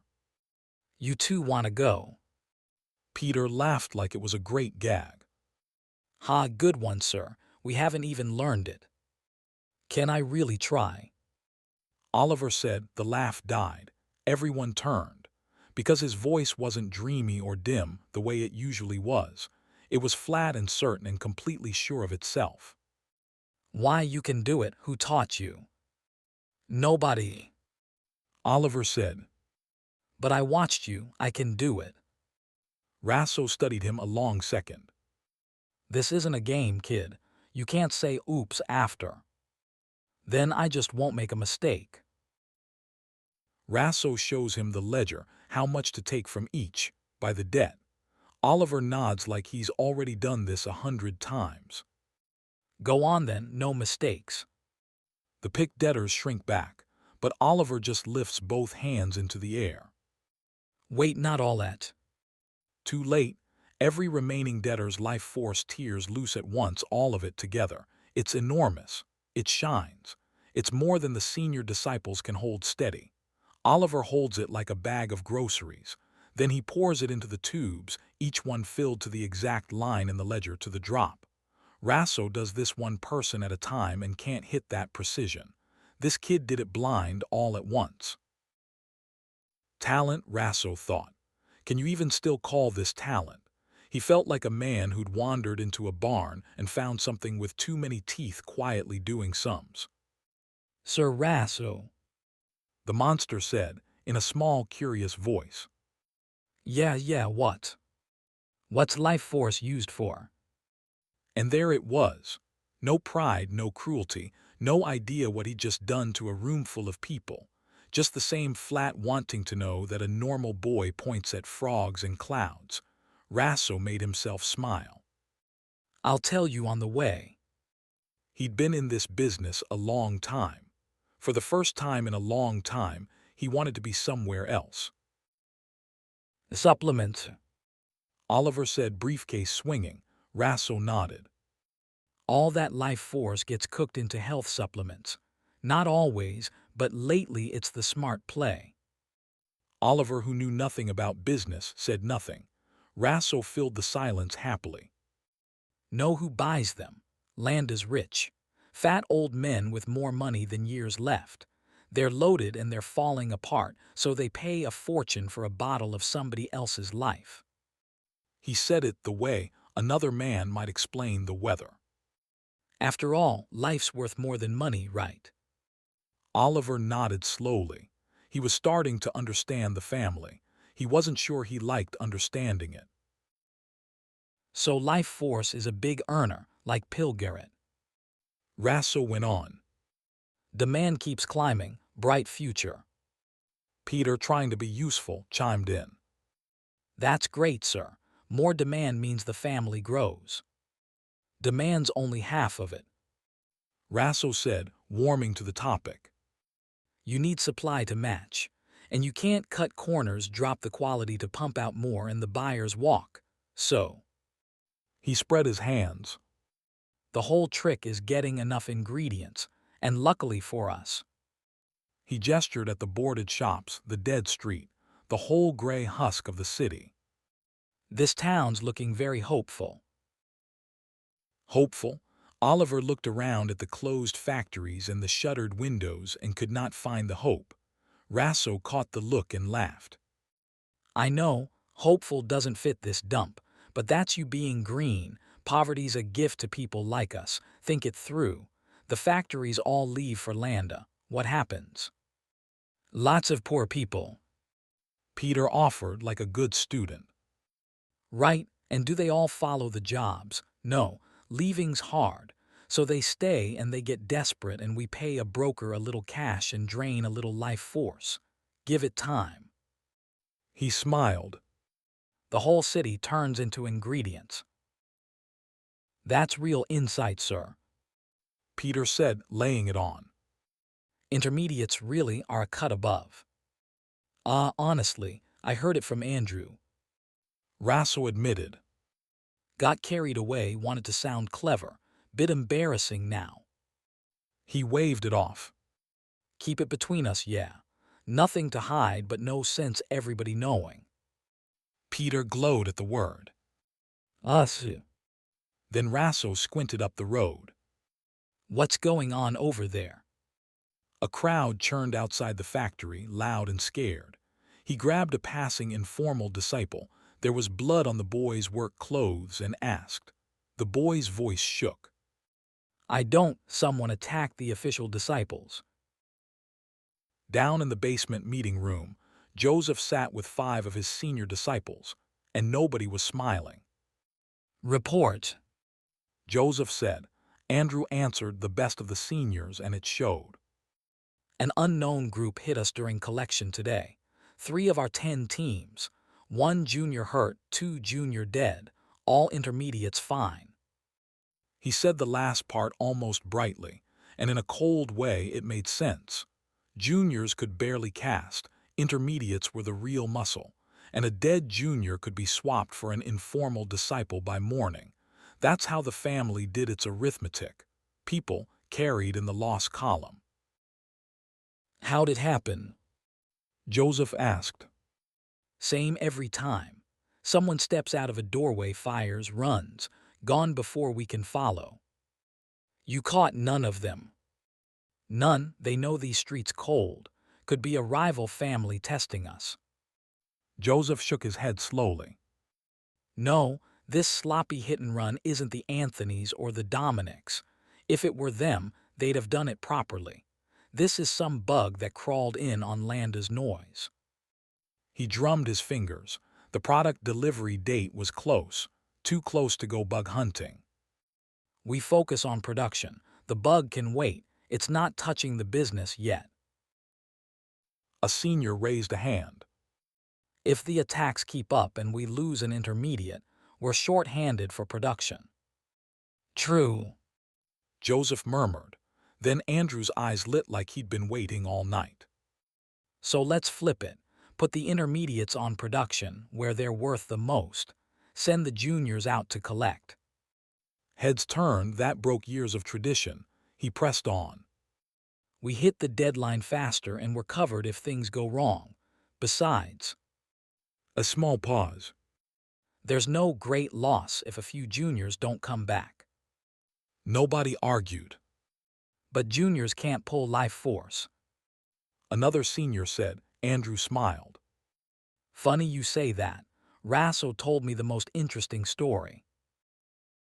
That evening the dorms were subdued.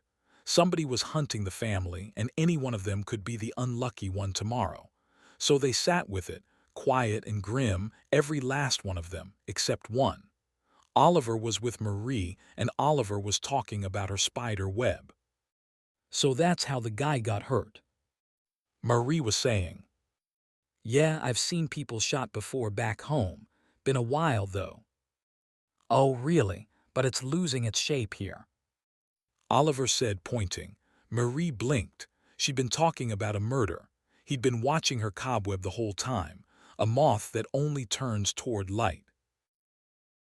You really don't care about anything. Marie said. What? Nothing. Look, how's this? She showed him the finished web, and it was good. Not a copy of a web anymore. A real one, thick threads and all. Days of this had done more than 6 years alone ever had, and she knew exactly whose help had done it. It's good, Oliver said. Then he borrowed the emotion back, split the center axis into 5 branches, and handed it back stronger. Better see. Yeah, thank you. As he worked, she said, half to herself. You extracted life force today, didn't you? Oliver nodded, like she'd asked if he'd had lunch. Oliver. Yes. Be careful. Why? She glanced around, dropped her voice. You're a genius, fine, but showing all of it this fast is dangerous. He tilted his head, not following, so she spelled it out. That junior disciple whose bed you're sleeping in, the one who died of food poisoning right before you showed up. Nobody actually knows that's what killed him. She let it sit. In the warlock world, you cut off a bud before it could grow into something that shaded you out, and Oliver was growing very, very fast. Maybe. Marie started, and the factory speakers cut her off. BZZT, Oliver. Oliver to the master's office now. Repeating Oliver to the master's office. The voice crackled and cut out. The room went still, and every eye slid toward the corner bed. To the master's office. The day after 2 juniors came home dead, and the day Marie had just warned him to keep his head down. Oliver stood, brushed off his new jacket, and looked at her. I'll go. Marie's mouth was dry. Yeah, have a safe trip. He walked out without hurrying. She sat there holding a perfect spider web made of her own borrowed feelings, and hoped, for no reason she could name, that she'd see him again. A few days later, collections started up again with one change. The juniors went out now, not the intermediates. The family called it. Improved efficiency. And Expanded training. the juniors knew what it really was. The intermediates were worth too much to lose to whoever was shooting people in the street, and the juniors weren't. If you're going to shove someone into the line of fire, the juniors felt, you could at least be honest about it. But nobody says that out loud in the warlock world. An order comes down, you bow, you say thank you for the opportunity. So they did, all but one. Done. Oliver said, capping a tube of life force. He passed it to Peter, who tucked it away, then counted out cash to a man with gold teeth and dark glasses. The loan shark grinned an oily grin, skimmed his cut, and handed a few bills to the poor soul he just helped drain. "Let's go," Peter said. Come again soon." The loan shark called. Peter didn't answer, just steered Oliver out fast. Once they were clear, he let out a long breath and checked the list, and groaned. "Oh no. What's wrong? We've been at this all day, and I still can't see the bottom of it." Oliver and Peter carried several times the load of any other pair. Simple reason. Oliver was the only junior who could pull life force, so every life force job funneled to them. Great for Oliver, the work was fun. Miserable for Peter, who was tired, hungry, and jumpy because he'd seen two juniors come home soaked in their own blood not long ago, and the more streets you walked, the better your odds of joining them. His stomach growled. He checked the time. 1:20. Missed lunch. The street around them was half empty now, more boarded windows than open doors. But one thing hadn't changed. The hot dog cart still stood in the square, stubborn as a weed. "Hold on," Peter said, and came back with 2 hot dogs, mustard and pickles. "Here." Oliver ate, Peter ate. Neither talked. And while he chewed, Peter watched the strange boy beside him and thought that geniuses were probably all like this. Walked in an informal disciple, made formal in 10 days, blew past men who'd bled here for years. What ate at him wasn't the talent. It was that he couldn't read the kid at all. Sometimes Oliver looked dim as a post. Sometimes he looked like something that had wandered up out of the mine and learned to wear a boy. And Peter had a bad thought. Maybe he'd been paired with Oliver on purpose, so they'd both catch a bullet, him as a bonus. "What's that?" Oliver asked, pointing with that innocent, empty-headed look. Down the road, a knot of workers marched in worn-out shoes and worn-out clothes. Men in their 40s and 50s mostly, shouting themselves hoarse. "Moving factories is death. Give us our jobs, our jobs, our jobs." It was a small, sad protest, the kind that changes nothing. Peter shook his head. "Remember what Rasso said. The factories are moving to Landa." "Yeah. They're protesting it, because when the factories go, their jobs go." Oliver nodded like he understood. Peter hated when he did that. He never knew if anything landed. "Then why not just go to Landa?" Oliver asked. "For work. It's not that easy." Peter said. "Is it?" Peter almost dropped it.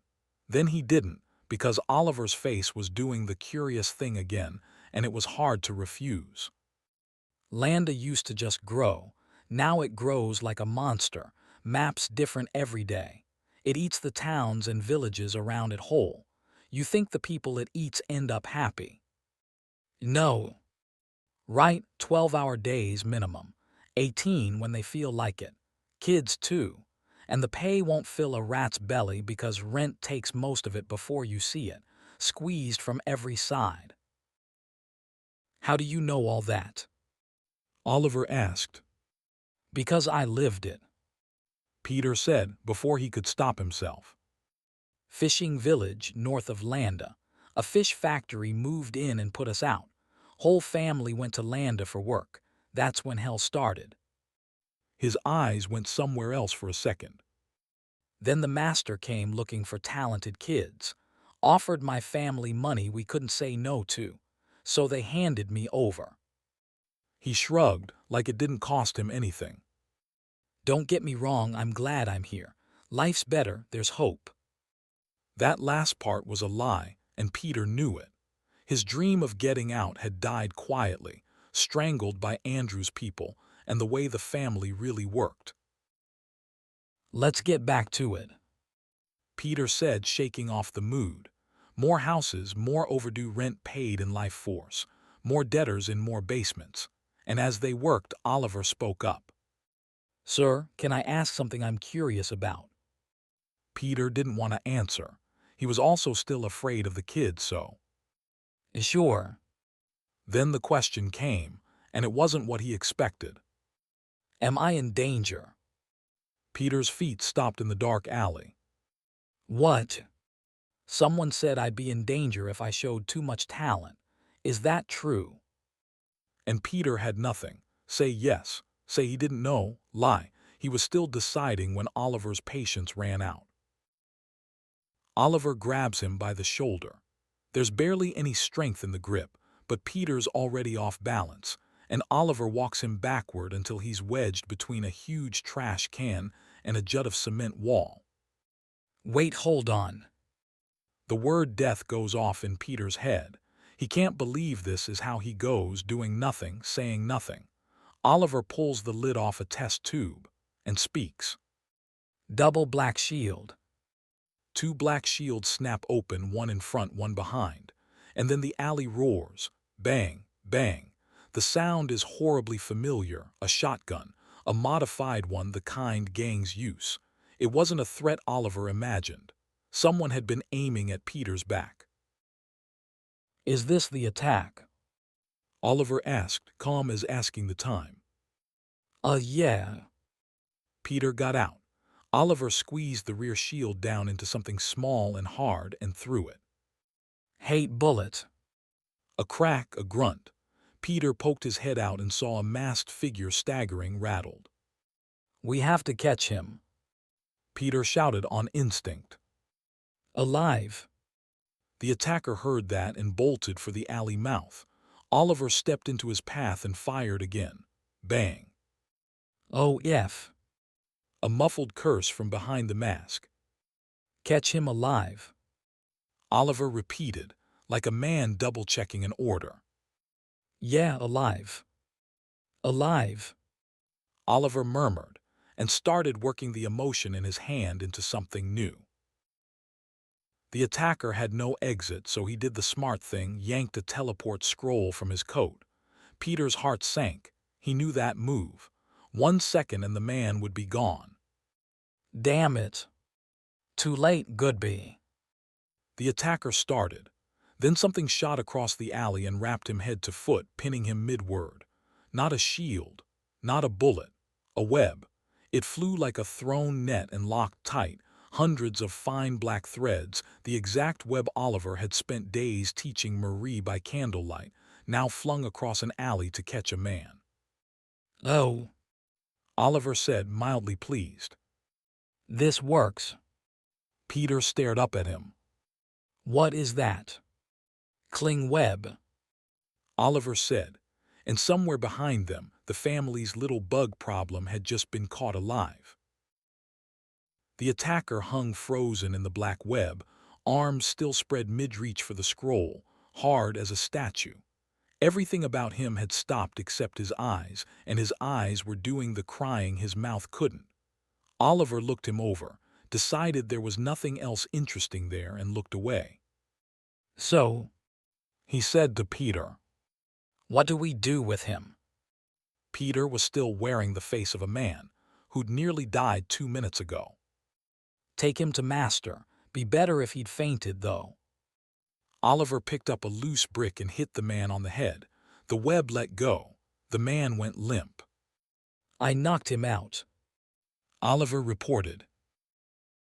Then came the actual problem, which was that the attacker was a full-grown man and Oliver was a skinny 14-year-old. They tried carrying him together, Peter at the shoulders, Oliver at the legs, and made it about 10 steps before they both gave out and dropped him in the dirt. They stood there breathing hard. Harder than it looked. Oliver said, then in the same flat voice. Can you answer me now?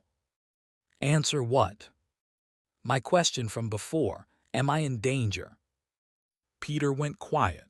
He just watched this boy web a grown man to a wall like a fly, and the boy still wanted his opinion. It struck him as very funny and not funny at all. Why'd you help me back there? Peter asked instead.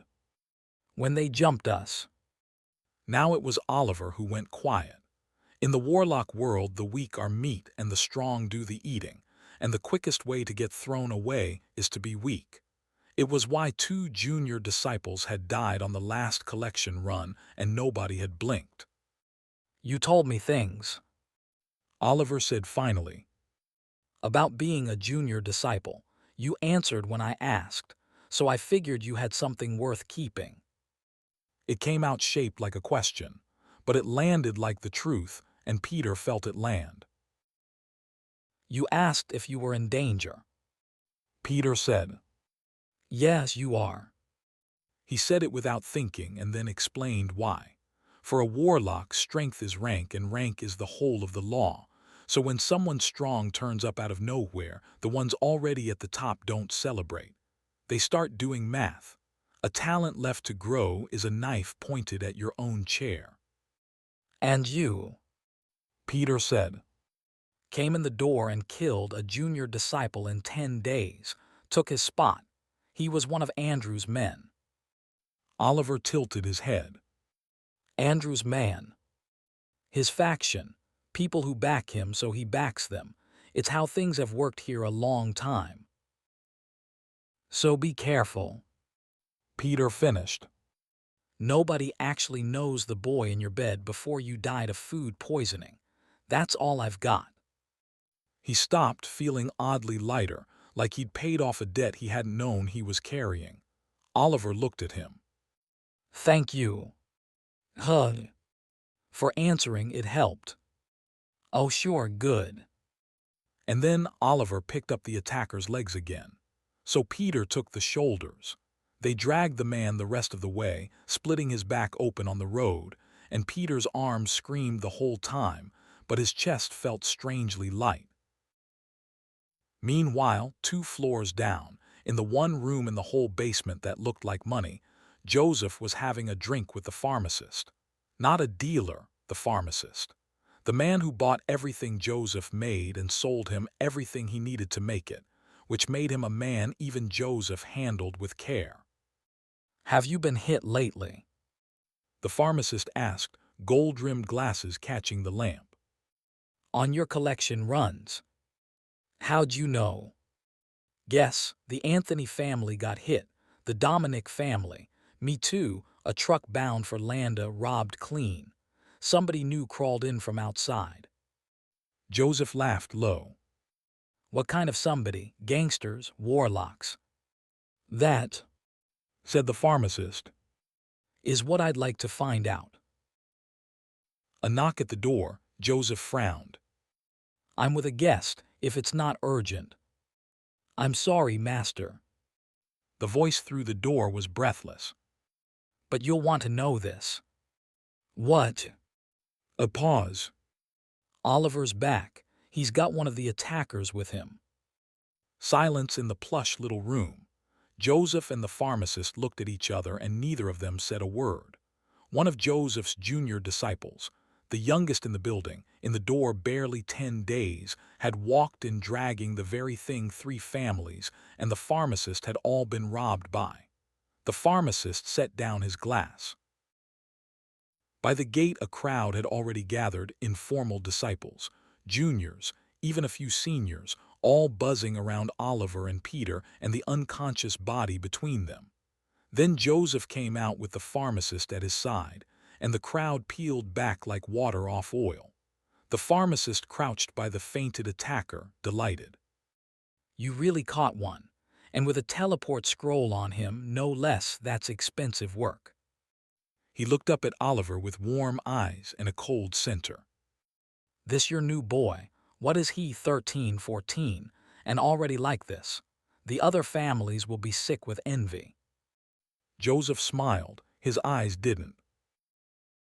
The pharmacist asked to take the attacker and the scroll to trace the mastermind, he said, as the man responsible for the peace of the town. Joseph, after a beat, allowed it. Then he turned to Oliver. How did you catch him? Your seniors couldn't even find his trail. Peter helped me, master. Joseph's eyebrow moved a fraction. Something about the answer sat wrong with him, a boy this deadly, crediting the help, but the boy had delivered, and you don't interrogate a win. Fine, however you did it, you made a contribution, and a contribution earns a reward. He considered. Unusual, but how would you like to be made an intermediate disciple? The seniors behind Joseph stiffened. The ranks were fixed, he was breaking them for one boy. Nobody dared object, the rules were Joseph's to bend. So everyone assumed it was settled. Then Oliver said, I'd rather stay a junior disciple, master. every head turned. Why? Oliver gave his blank look. I just want to learn black magic. Teach me more often, that's all I'd like. And what? I'd like to watch how the products are made. Could I do chores in the workshop? I can do it myself. Joseph stared, then laughed out loud, delighted and unsettled at once. Sure. He said, The schedule's tight anyway. More hands won't hurt. behind him, the seniors made small strangled sounds.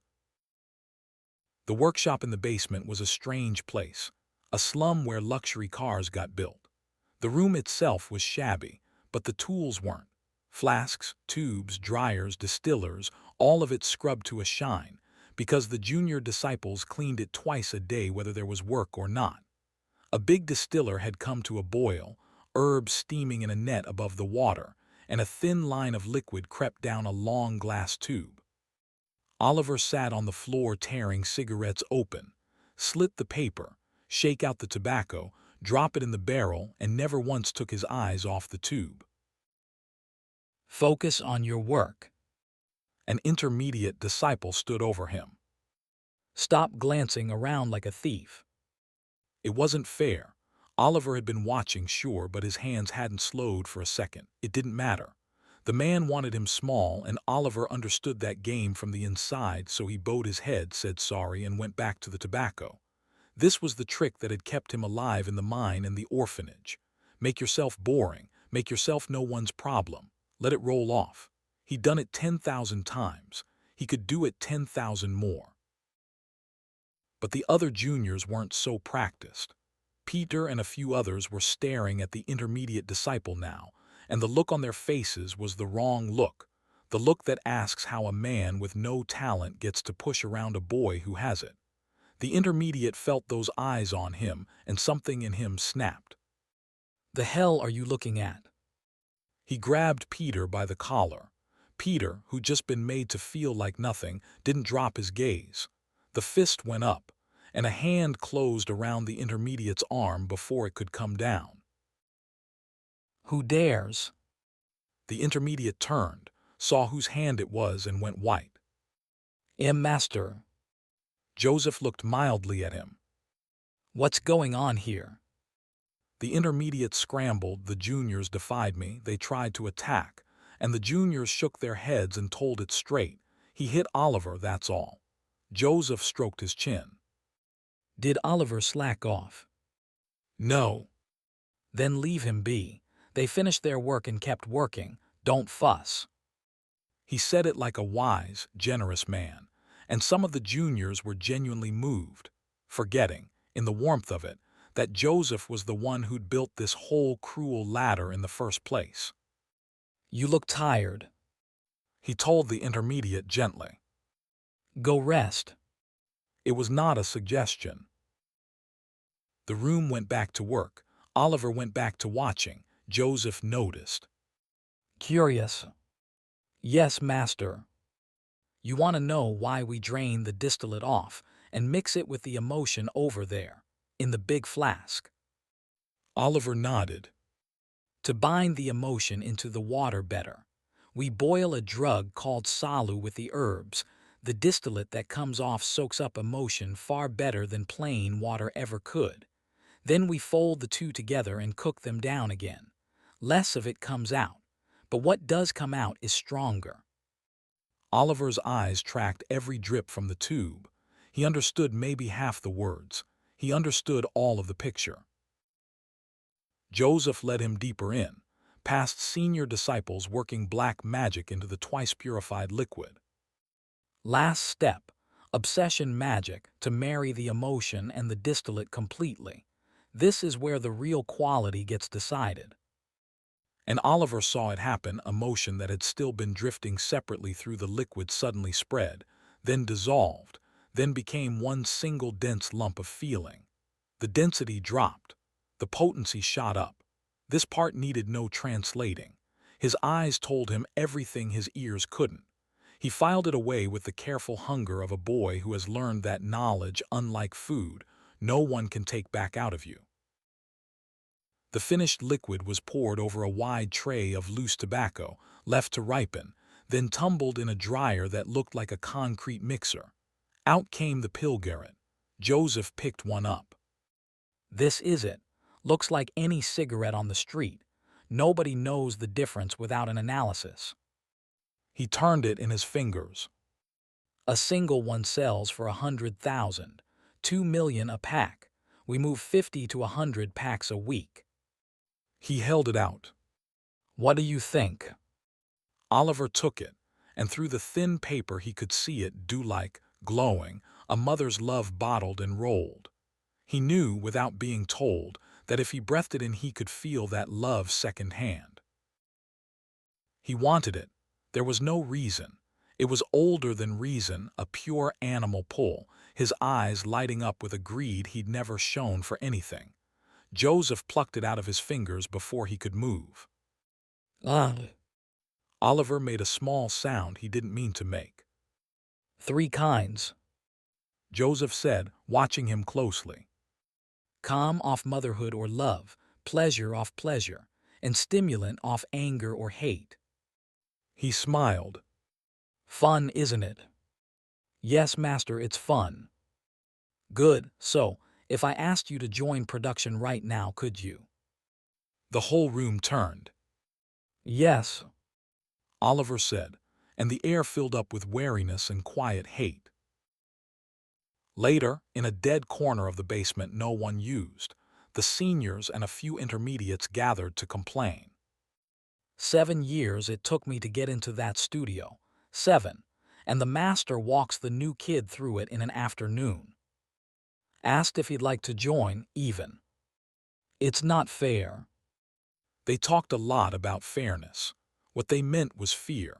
Every one of them had climbed the ladder the legitimate, brutal way, and every one of them could see the boy climbing faster, see the day coming when rank alone wouldn't hold him down, and the ones on top would be the ones pushed off. Nobody said it out loud. Everybody knew it. Their eyes went, as they always did, to Andrew, Joseph's most trusted, second in the family and the real leader of everyone in that corner. Are we just going to let him grow? Someone asked. At this rate, everything we've built is worth nothing. Andrew thought a while. Don't rush. But, master's watching him. Move too soon and we're the ones who die. We're still weaker than the master. Wait for the right time, and there'll be a moment nobody can question. He let that settle. You know me, I'm lucky. No one argued. Andrew had ridden other people's bad luck straight to the top his whole life. Be patient, the chance will come. It came faster than he'd hoped. A summons. Andrew went to Joseph's room. The pharmacist traced the attackers. Joseph said, Somebody wants to swallow all of Wineham. Who's fool enough for that, master? Wizards. Andrew stared. What? Wizards from the tower run out of it, riding in on some land of scum. Full wizards are living weapons. The pharmacist can't handle them alone. So we help. Anthony and Dominic are in 2. Take 2 seniors, 4 intermediates, 6 juniors. And there, quiet as a struck match, the idea lit in Andrew's head. Master, may I choose the ones who come with me? He was already thinking of Oliver. He was, as ever, lucky. At dusk, when the sun had gone down over Wineham, a big 6-wheeled truck rumbled out along the edge of town. It was the freight hauler that ran goods between here and Landa, its rear compartment rebuilt so it could carry cargo one day and people the next. Tonight it carried people. Junior disciples, Oliver among them, packed into the swaying dark of the compartment, not one of them told yet where they were going. Outside the slatted sides, the last light drained off the fields. Inside, a man with a submachine gun across his knees waited for them to settle before he ruined their evening. You've heard it already, The gunman said. but I'll say it again. The people we're fighting tonight are wizards. The compartment went stiff. We're fighting and wizards. You seriously didn't know? He looked at their faces and sighed. There's a crew that's been robbing everybody, you lot included. Land of mobs, mostly. Couple of real wizards mixed in. Why would wizards be here? A junior said, voice climbing. They're all rich, aren't they? God, I don't know, I just work here. Nobody said it out loud, but the whole truck was thinking the same thing. Nobody told us. We were loaded up like the tobacco. The gunman lost his patience. Enough whining, your warlocks act like it. The talking's over. If you want to live, get ready to fight. Clear. The truck went silent, all except one. Oliver raised his hand. What? What's a wizard?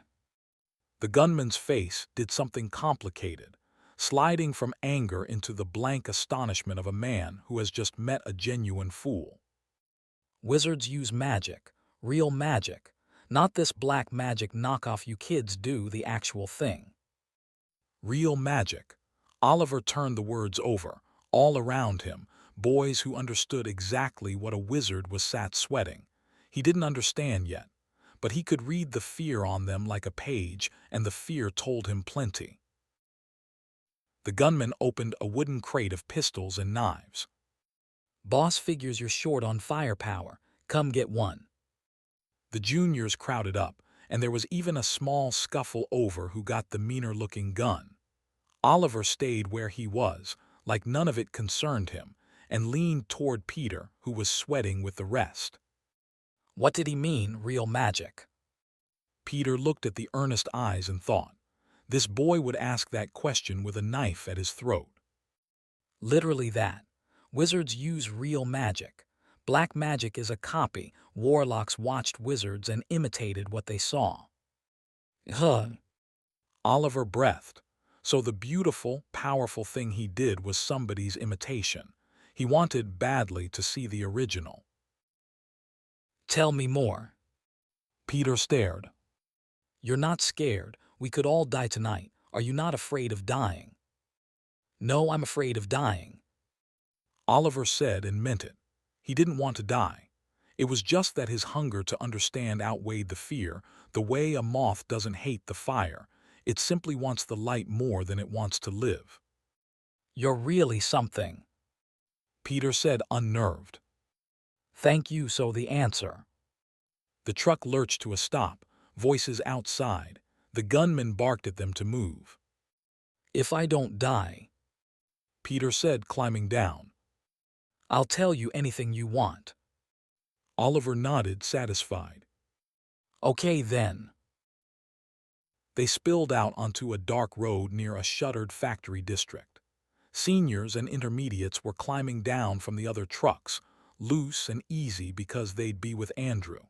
And around them stood strangers, 20-odd gangsters with shotguns and bats, and a cluster of warlocks Oliver had never seen. Anthony family and Dominic family. Peter murmured. The other two in Wineham. Anthony does manipulation, people, animals, corpses. Dominic does disease, making bodies stronger or weaker. Oliver's head tilted with pure delight. He wanted to walk straight over and ask them how it all worked. He didn't, because Andrew was over there talking low and serious, and something about the set of everyone's shoulders said this was worse than they'd been told. Andrew came over and cast a spell on each of them, a thread of black light into every ear and mouth. Eavesdropper, whisper, so I can hear you and you can hear me if anything comes up. The juniors were impressed, of course they were. He gathered them in. You heard it on the way. We fight the raiders tonight.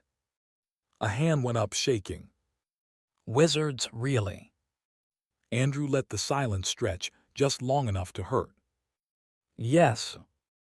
A whimper leaked out, and then Andrew's voice went hard and bright. But don't be afraid. 3 wizards, that's all, and tower rejects at that. Everything else is land of trash. We're double their number, 3 families strong. There is no way we lose. He drew a map in the air with black light. The closed factory ahead, their hideout. Anthony's already sent rats through it. We know their numbers, their traps. The fight's half won. You just have to hold their attention. Hold it how, sir? You go in the front with these gangsters. Loud. Make them look at you. And you. I take the back door with my people and hit them from behind. Two-way. The wizards will see it going bad and try to slip out the rear, and there will be. In other words, Andrew took the wizards and the juniors took the meat grinder. They tried not to look relieved that he'd be nearby. They failed. Still, Andrew said, I can't send you in alone. This senior goes with you. Treat him like me. the juniors saluted, glad of it. Then, as they turned to move, Andrew's hand dropped onto Oliver's shoulder. Not you, you're with me. What? Peter blurted. Why? I gave the boy some of my strength, the eavesdropper. Fair he lends me some of his. He's the useful one. His eyes were terrible. Unless there's a problem. There were about 6 problems, and Peter could name none of them out loud. No. Oliver said quietly. If it's your command, sir, I'll follow. Good move. While the front group formed up, Oliver watched the other families work and forgot briefly to be afraid. Anthony's warlocks dragged out 3 starved dogs, pulled a motion from a test tube and cast, fighting spirit obedience. The dog's hunger curdled into fury and then into obedience, snapping to heel like trained hounds. Then a Dominic warlock in leather overalls cast on the same dog's liphron, muscle up, and they swelled like rising dough, hair sloughing off, red muscle and bone ballooning until they weren't quite dogs anymore. Oliver's eyes shone. Stacking spells, layering effects, you could make something far greater than any single trick. Pity, he thought, that they'd ruin the animals doing it. He wondered why nobody had thought to fix that. He was already fixing it in his head. The leader of the front group raised a hand and waved them in. 30 men and boys, guns and knives and monstrous dogs, filed off toward the factory's main gate along a black alley. Andrew watched them go, then turned toward the back, unhurried. A few seconds later the night lit up, a hard blue flash from the front of the building, a squeal like tearing metal, and then the screaming started, and under it the flat hammer of gunfire. Andrew listened to it the way you'd listen to a kettle come to boil. Now that the meat's gone in the front, He said, let's take the back. Oliver and Andrew's crew moved up a back alley toward the rear of the factory, blue lights still flashing from the front, screams and gunfire rolling under it. I keep doubting the wizards are real. One of them muttered. And then I look at those traps, they're real. Better for us if they stay busy up front. Said another. Though wouldn't they trap the back too? It's the soft side. Andrew stopped. It was, he had to admit, a very reasonable thought. Then he turned his head and looked at the boy. Oliver, take the lead. You've got a sharp sense you'll spot the traps. It was a nonsense reason. Oliver nodded anyway. Because refusing, he knew in his gut, would make something happen right here. He'd felt it the moment Andrew's hand landed on his shoulder, and now, looking around, he understood the shape of it. Every man near him was carrying hostility like a loaded gun, all of it pointed his way. He had walked into a trap so well made he hadn't seen the walls until they closed. Behind him, he could feel Andrew's killing intent pressing on his back, plain as heat. He didn't waste time on why. Why could wait? The only question worth asking now was how to get out alive. So he kept walking, face empty, and thought about nothing else. Then every street lamp along the alley died at once. Darkness swallowed them, and out of it, from the factory's upper floor, came light. Beams of it falling like rain. Magic missile. Trapped in the narrow alley with nowhere to break, Andrew's crew could only stand there. Defend, Black Shield. Curtains of black light snapped open overhead, and the missiles burst against them like strings of firecrackers, throwing hard colored sparks across the alley walls. For a heartbeat, everything was lit. And in that heartbeat, gangsters who'd been waiting in the dark ahead stood up and opened fire. The shields were all pointed up at the skyborne missiles. The front was wide open, and in the dark the crew was too slow to swing around. By rights, half of them should have dropped where they stood. They didn't because Oliver had already seen the muzzles bloom, and a huge black wall slammed shut across the front of the group. Every round rang off it and fell dead in the dirt. A perfect block, but blocking bored him. He pulled a motion from a tube and cast target, and a smoky mark went hunting through the dark, fixing on the shooters one by one. Then he fired. Bullets of pure hatred found the marked men without a wasted shot. Gangsters folded, one after another, and whoever was commanding them lost his nerve. It's a counter, fall back, fall back. They ran, and Andrew, who a moment ago had wanted this boy dead, seized the turn instantly. They're breaking, after them, cover fire, don't let them go. Half his warlocks charged the fleeing gangsters, the other half hammered La's bullets up at the wizard on the factory's upper floor. The runners were cut down from behind, and the whole crew caught fire with the giddy thrill of a fight suddenly going their way. Oliver didn't join in. He stepped back into the dark and watched. Something was off. His eyes were blind in the dark like everyone's, but his other eye, the warlock's eye, the one that saw emotion, worked fine, and it told him a story the shouting men couldn't hear. The gangsters had genuinely panicked, that part was real, but the wizard trading fire from above was calm, perfectly patiently calm, waiting. Oliver couldn't say for what, but he didn't like it, so he wrapped the black shield tight around his body like armor and kept it there, just in case. Around him, his side whooped and pressed forward, certain they were winning. He alone was quietly getting ready to not die. At the front of the factory, the blue light flared again, and this time a great stalk of thorned lightning tore up out of the ground into the sky, lighting the whole district cold and white. Everyone froze to stare at it. That was the mistake. In the space of 2 seconds, the lightning ran the length of the building, front door to back, and then it burst. It swept both alleys at once, both sides, friend and enemy alike, and where it passed it left the road quiet and smoking. Oliver was swept up with the rest, a pain unlike anything in his life screaming up his spine, his mind going white. Only the shield armor saved him. Without it, he'd have been left like the still shapes now scattered across the street. He lay down among them and played dead. A man came down out of the air, lightning coiling off his body, and set his feet on the wrecked ground. The wizard. Heh, I wanted to see what fake wizards could do, not much. His companion, floating down beside him, agreed easily. You're a genius even at the tower. No one here could touch you. The lightning wizard nudged a fallen gangster with his boot, unbothered. Still, I heard there was a tough one in this town. Boring for a first fight away from the tower. They were bought to pad the numbers. The other said. Once word of the wind spreads, more will come. We'll just trade up for better tools. Face down in the dirt, Oliver listened and understood two things: how strong wizards were and how little they thought of anyone else alive. A black bullet shot out of the wreckage, Andrew on his feet, wrapped in shields on every side. Second in the family, the only one besides Oliver to survive the lightning. He'd even wrapped himself before it struck. He threw everything he had. Hate bullet, Las bomb, black javelin. It all came and it all failed. The lightning wizard didn't even shield. He simply sheathed himself in lightning and slid aside, spending nothing. Then he closed the distance, pressed a glowing hand to Andrew's round shield and let it go. Lightning explosion.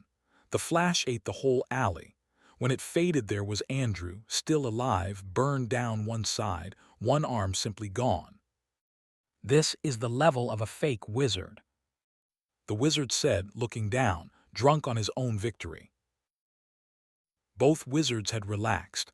That was their mistake. Oliver rose from the corpses and fired with both hands at once.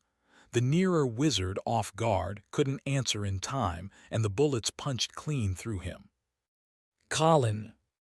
The lightning wizard whipped aside from the same volley, then rushed to his falling friend, checked him, and his emotions, which had been so cool, tore open with shock and grief. Meanwhile, Oliver was already walking quietly away, one hand trailing behind him, shaping a small, dull orb no one noticed. A minion. He couldn't take the last wizard head-on yet. Then the wizard's voice cracked across the ruined lot. Stop. Oliver stopped, looked back. The wizard's eyes were full of a grief that had turned all the way to rage. I'll kill you. Gum. Said Oliver, letting the little orb drift free. That's troublesome. Die. The lightning wizard hurled a fist-sized block of blue lightning. Oliver had watched him fight Andrew, so he didn't raise a shield. He fired Allah's bullet and shot the lightning out of the air before it reached him. It burst where it hung, scattering sparks. A hard attack to block, that one, fast, and it hurt you through your own guard. But the wizard was already flashing in close, unbothered, exactly as he'd done to Andrew. The opening blow was never the real blow. It was a way to buy a second's attention. Oliver had seen the trick once. Once was enough. Because Oliver could see what the wizard couldn't hide. A breath before the lightning sheathed his body, tiny stalks of it reached out in the direction he meant to move, and his emotions leaned the same way, telling Oliver where he'd go before he went. So Oliver fired Allah's bomb into the path ahead, then a bullet to either side. The wizard pulled up short, thrown, a question plain on his face. How are you reading me? Oliver couldn't have explained it if he'd wanted to. He just watched the little arcs and the tilt of feeling, and he was there first. They circled. The wizard threw lightning, Oliver threw hate, but it was a feint, and as the flash blinded the alley, the wizard cut sideways. Oliver didn't even turn his head. He stuck out a hand and fired 3 shots to his right, into empty air the wizard was just now filling. The man barely got a shield up in time, took the shock of it, and skipped back to think. He looked at Oliver a long moment, counting the exchanges. Oliver looked back and pretended he was looking. Really, he was watching the man's grief and fury cool, level out steady, which was bad. The hotter the feeling, the easier it was to read. Calm was a locked door. Were you the leader of this group? The wizard asked. What? You, not him. He pointed at Andrew, crumpled and burned in the rubble. No, he's the leader, highest disciple. I'm nobody, a low level. Oliver stretched every word, spending seconds like coins. I don't believe you. Can I ask you something too? Wizards don't come to a place like this. Why did you? It was a sincere question, and it happened to be a blade. It slid straight into the sore spot, and the wizard's eyes went to his fallen friend, and his feelings flared again. Good, Oliver thought, not cruelly, just usefully. Anger I can see, keep talking. That one who fell. Oliver went on, mild as milk. Was he precious to you? The wizard turned slowly to look at him, and this time the feeling that rose was hot and controlled at once, a cold fire, banked and aimed. Oliver had never seen a person hold rage like that, folded neat under a strong reason, and for a moment he was honestly fascinated. Then he learned the reason. Blue current sheeted out from the wizard's feet and raced across the ground straight at him. Oliver fired Allah's bullet to break the charge, then marked the man with target, his accuracy magic, sharpened by hatred, and a dartboard bloomed on the wizard's chest. Then Oliver scattered a dozen small blades of hate into the air, black dart, a cheap copy of Andrew's black javelin. Weak each one, but cheap meant many. And when the targeting magic and the darts locked together, the whole swarm turned in the air at once and flew for the wizard like filings to a magnet. Against anyone else it would have been the end. But the wizard wrapped himself in lightning and ran, and the darts, obsessive things, built to chase to the last, simply couldn't keep pace. Oliver said, catching his own mistake a half-second too late. Fast, he's just too fast. The wizard knew it too. Mid-run he wheeled and came straight back at Oliver, faster than the darts could correct. Oliver tried to bend his path with fire and got answered blow for blow, lightning ball, magic missile, and when the attacks collided the burst blinded him. He threw up the black shield on instinct. The wizard came through the smoke with the darts still trailing, and they pierced the shield partway but no further. And in the half-instant Oliver's attention was pinned to the front, lightning cracked in from behind. It dropped him. His body wasn't burned or thrown, just switched off, every muscle locked, face down and helpless in the dirt while footsteps came near. Personal grudge aside, I'll grant you had skill, for a self-proclaimed low-level disciple. A boot rolled Oliver onto his back. The wizard looked down, still furious under the calm. Sir, can you spare me? If you hadn't touched my friend, I might have walked away not knowing. Ah, then he really was precious to you. Oliver's voice was faint and even. He just left the tower with me. Why did you leave the tower? No answer. The wizard gathered blue light into his palm. I won't tell someone like you. That's all right. Oliver murmured. I've bought enough time anyway. What? And out of nowhere, a tiny las bullet crossed the air and opened a small hole in the side of the wizard's neck. Small power, fatal place. The wizard staggered, blood bubbling at his throat, and Oliver climbed back to his feet. He pointed gently at the little orb drifting above them. That's the minion. I built it off the eater the master once showed me. Slow, weak, but handy, isn't it? He asked it honestly, actually curious what the wizard would think of the work. The wizard didn't answer. He turned to run, hand clamped to his neck, confidence gone to naked fear. Oliver reached for his own test tube and found it shattered from the fall. Sorry, He said to the fleeing man. one moment, please wait. And he crouched to search the dead for a tube that hadn't broken. He found 3 whole tubes, and the wizard, sensing the end coming, sank to the ground and tried to gather what magic he had left. Too much blood was leaving him now. Oliver drew a motion from a tube and aimed. The wizard's life force guttered, and his feelings clouded over with the plain gray fear of dying. And then, in the last instant, as the life force winked out entirely, that clouded fear caught fire and shone. It shone more beautifully than anything Oliver had ever seen, any emotion ever. He lunged to pull it in, too late. The light was already gone and the man with it. Gosh. Oliver breathed, and something in him that had never once wanted anything ached. He didn't know what he'd just seen. He only knew he had to see it again. He searched the body and found, tucked in the vest, a leather-bound notebook, a diary. He pocketed it like treasure, maybe it held the beautiful light's secret. Then a machine chirped nearby. On the first wizard he found it, a metal box marked Hermes, crackling. Wizard front, requesting support. The fight wasn't over. Oliver went into the factory, found it empty of feeling, and climbed to the front door to look down on the battlefield. A dazed gangster, mistaking him for one of theirs, waved him over. Wizard support.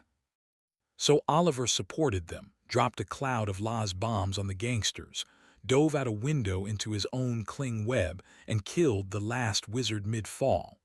When the smoke lifted, the survivors crept out and stared at the boy who'd done all of it alone. Oliver looked back. Are you all okay? The diary began at the beginning. My name is Rothburn. I was born in the slums of District V in Landa. I got out of that hell, but I still remember it. A wizard took me away the happiest day of my life. Then the tower, where being from the slums meant being despised, and he'd sworn to endure it because he had talent, and because somewhere out there was a family that believed in him. A few pages on, that hope curdled. I was abandoned. I told myself they'd sent me to train. I did the math 100 times, and the answer was always the same. I was abandoned. And then the vow, I'll make them pay, all of them, once I've made it. What are you reading? Marie had come up beside him without his noticing. A diary. I got it off a wizard. Oh, She didn't seem to know what to do with that. was there anything interesting in it? Not really. Then why read it? Oliver looked up at her. I'm curious. About what? The wizard who owned it. Right before he died, he gave off a light I'd never seen. Beautiful. I thought the diary might tell me what it was. Oh, Marie said again, smaller. did you find it? No, there's nothing special about him. He turned a page. What did you come for? She brightened a little forced. I got promoted, junior disciple. Oliver gave almost nothing back, and her smile wilted. So many intermediates died in the fight, they moved a lot of us up to fill the gaps. I got in. Congratulations, I guess. No, it's because of you. My skills jumped enough to qualify, and everyone knows it's your teaching. Even the master noticed. The master, he was checking the informal disciples, saw how much I'd improved, asked what happened. I told him it was you helping me. He was impressed. Joseph knew then. On its face it was nothing, but it sat in Oliver's chest like a swallowed stone, and he couldn't have said why. One more thing. Marie said. I'm not sure yet, but I think it's real. What? I think the master might make you his direct disciple. A junior disciple jumped straight to direct disciple, the seat Andrew held. The rumor was already moving through the family, and looking at it plainly, it wasn't even strange. The wizards had cost everyone far more than anyone expected. The pharmacist, Joseph, Anthony, Dominic, all bled. It had proven again how monstrous a wizard was, especially the one who threw lightning and walked away from all of them at once. And out of that ruin, one boy had won. Alone. His name was on every tongue now, well past the walls of this family. Because the Joseph family had been gutted, nearly every senior and intermediate it had spent years raising was dead. Andrew, the second in command, was broken. By the survivors' account, the whole crew should have been wiped out to a man, and would have been if not for Oliver. So no one thought it odd that he might replace Andrew. Marie tilted her head at him. You don't look happy. If you're the master's direct disciple, you can study under him whenever you like. Use the study. No, I'm happy, Oliver said. but the seniors and intermediates will start to hate me for it. Ha-hoo, Andrew's faction is gone. There's nobody left to hate you. And that was true. Nearly all the warlocks who died had been Andrew's people. He had gathered his whole faction for one purpose, to bury Oliver in that alley, and the move had turned to poison in his hand and cost him everything in an instant. Andrew himself lay burned and one-armed, finished. Oliver sat with it, then asked, carefully. Marie, you've been here 6 years. Yes. Who was the direct disciple when you came? Andrew. Why? Was he always the direct disciple? I don't know, never wondered. Did anyone ever suddenly disappear? A disciple here one day, gone the next. Marie blinked. Sometimes people steal a little and run. Why are you asking me this? No reason. Oliver said. Just curious. Time passed and the gaps filled fast. Marie made junior disciple, Peter jumped from room leader to intermediate, and Oliver skipped the intermediate rank entirely and was made a senior exceptional, and this time nobody breathed a word against it. Looking at what he'd done, senior was if anything modest. The ones who'd been jealous went quiet, and in their place came a new crowd, people who suddenly wanted very much to be near him. Even Andrew's old men drifted over, hats in hand, hedging their bets on the boy who was clearly the future. Andrew was alive, but one-armed and burned past mending. The healer said he'd bought the man his life and nothing more. He'd hurt the rest of the way out. Let me do that, senior. A disciple hovered, grinning too hard, as Oliver worked a herb extraction himself, measuring, scooping water, checking the temperature to the ratio. It was intermediate work. Oliver did it anyway because he decided that knowing the base of the craft would spare him trouble later. No, thank you. He said. But it's fine. The man flinched back like he'd been slapped, tried to keep his face level, and failed, his feelings staggering all over the place. Then call me anytime you need help. Thank you. Oliver said, already back at the flask. When the man was gone, he went on working, laying in new herbs, drawing off water, taking the temperature every 30 minutes. Simple work. It only asked for patience, and patience he had. Do you really have to do this yourself? Peter had come to stand nearby. Yes. Oliver said, watching the extract thicken. Something to tell me. The master's calling for you. Oliver's head tilted. He couldn't picture Joseph pulling anyone off work. He knew how tight a warlock's schedule ran. But you don't refuse the master, so he set down his tools. Now, oh, go to Andrew's room, not the study. That's where he is. I'll take over here. Oliver nodded and went, down through the ant cave halls to the door of a private room that had quietly become a sick room. And when it opened, the thick, sour smell of a long illness rolled out to meet him. Joseph was inside, sitting with Andrew. You came. Yes, master, I heard you called. I did. Is the work worth your time? It's fun. He meant it. Every step of the making was a thing learned. Good, that's the right attitude.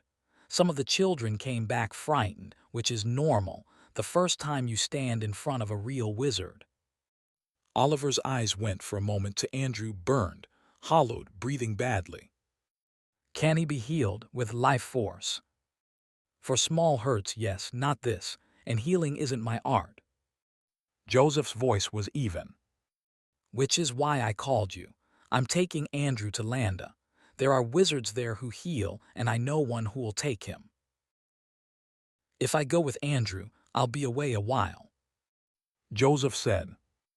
In the meantime, you'll manage the family. Pardon? Oliver asked, sure he'd misheard. Why so surprised? It's one of the direct disciples' duties, minding the family while I'm gone. But master, I care for Andrew, but because of me he's no longer the direct disciple, and by skill and by service, at this moment, you are. I've held off saying it out loud only because you're so straightforward it worries me. There was a great deal Oliver wanted to ask, and not one question his instincts would let him voice. You taught Marie well.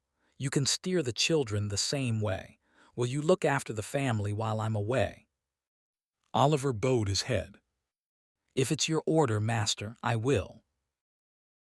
Oliver woke at the usual hour in a room that was finally entirely his, a senior's private room, no bodies breathing in the dark around him. It was the thing everyone in the family dreamed of. He couldn't get much joy out of it. Warmer, yes. Quieter, yes, but too quiet. In the old dormitory, he'd wake to a room full of emotions to watch and never be bored. Except lately that had stopped mattering, because when he put strength into his eyes now, he could see the feelings of people through the wall, faint, but there in the next room, and the room past that. The eyes had been getting stronger ever since the fight with the wizards, and stronger still since Joseph left. At first it was just a smudge of someone beyond the wall. Now he could cross 2 or 3 walls and read a room he couldn't see. He hadn't expected it and couldn't explain it, but it was fascinating. So every morning he woke and practiced reaching further, holding it longer, feeling the ability sharpen the more he used it. When his eyes tired, he rubbed them and stopped for the day. Then he pulled the wizard's diary out from under the bed, as he did every morning, and read it again, chasing that faint, beautiful light.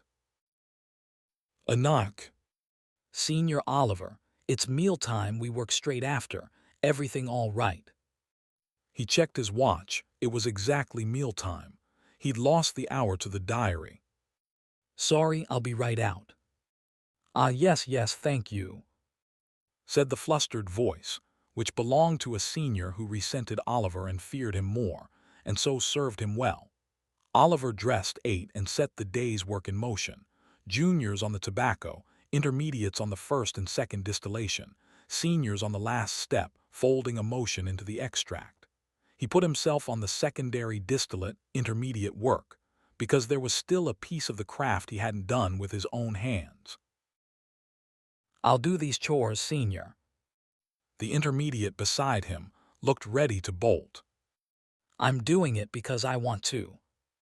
Oliver said, I'm a senior now, but I don't know this job well yet. Am I in your way? The man shook his head and both hands at once.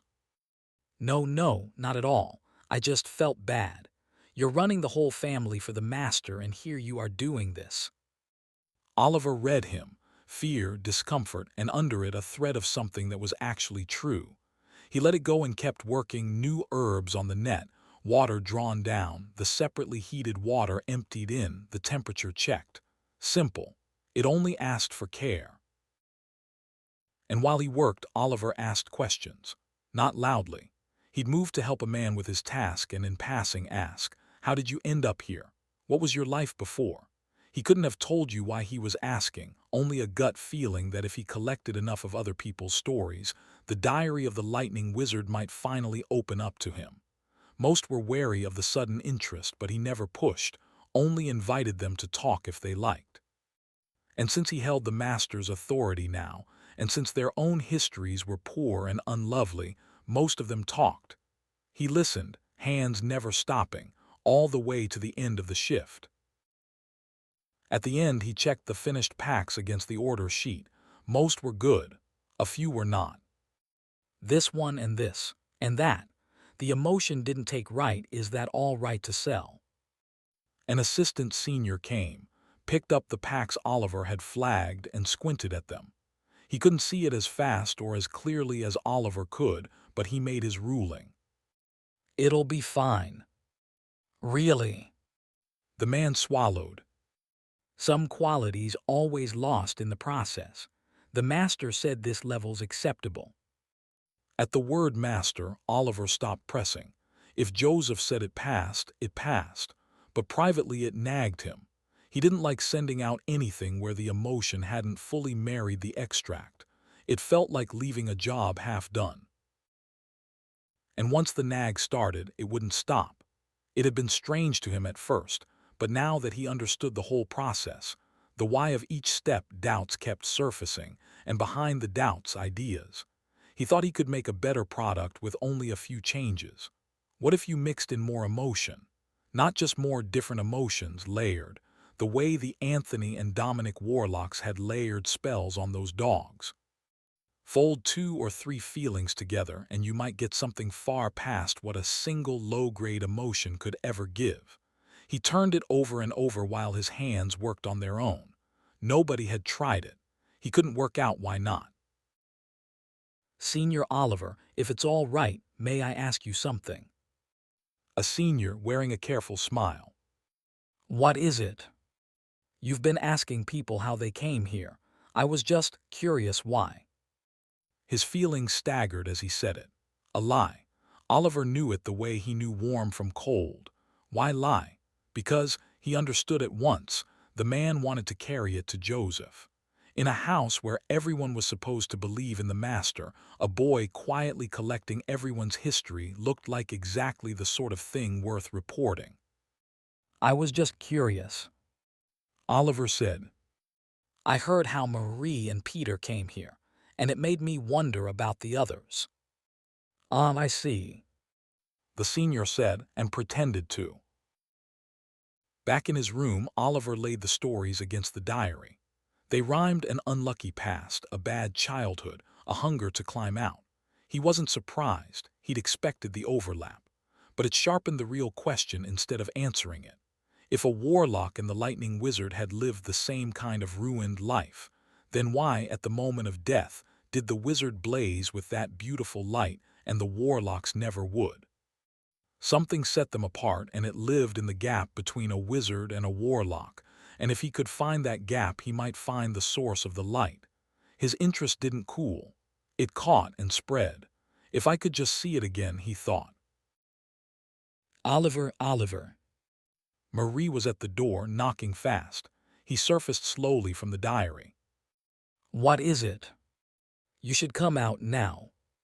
Why? The pharmacist is here. Oliver put the diary away and went up with her to the factory floor, where the pharmacist waited with his men, half-gray hair, gilt-trimmed glasses, the same as ever. Good to see you. The man said warmly, and Oliver bowed. Hello, Mr. Pharmacist. How are you? First time I've seen you since you brought in that raider. Doing well. Well enough, what brings you? Nothing much, just checking on the delivery date. Where's Joseph? The master's away on business.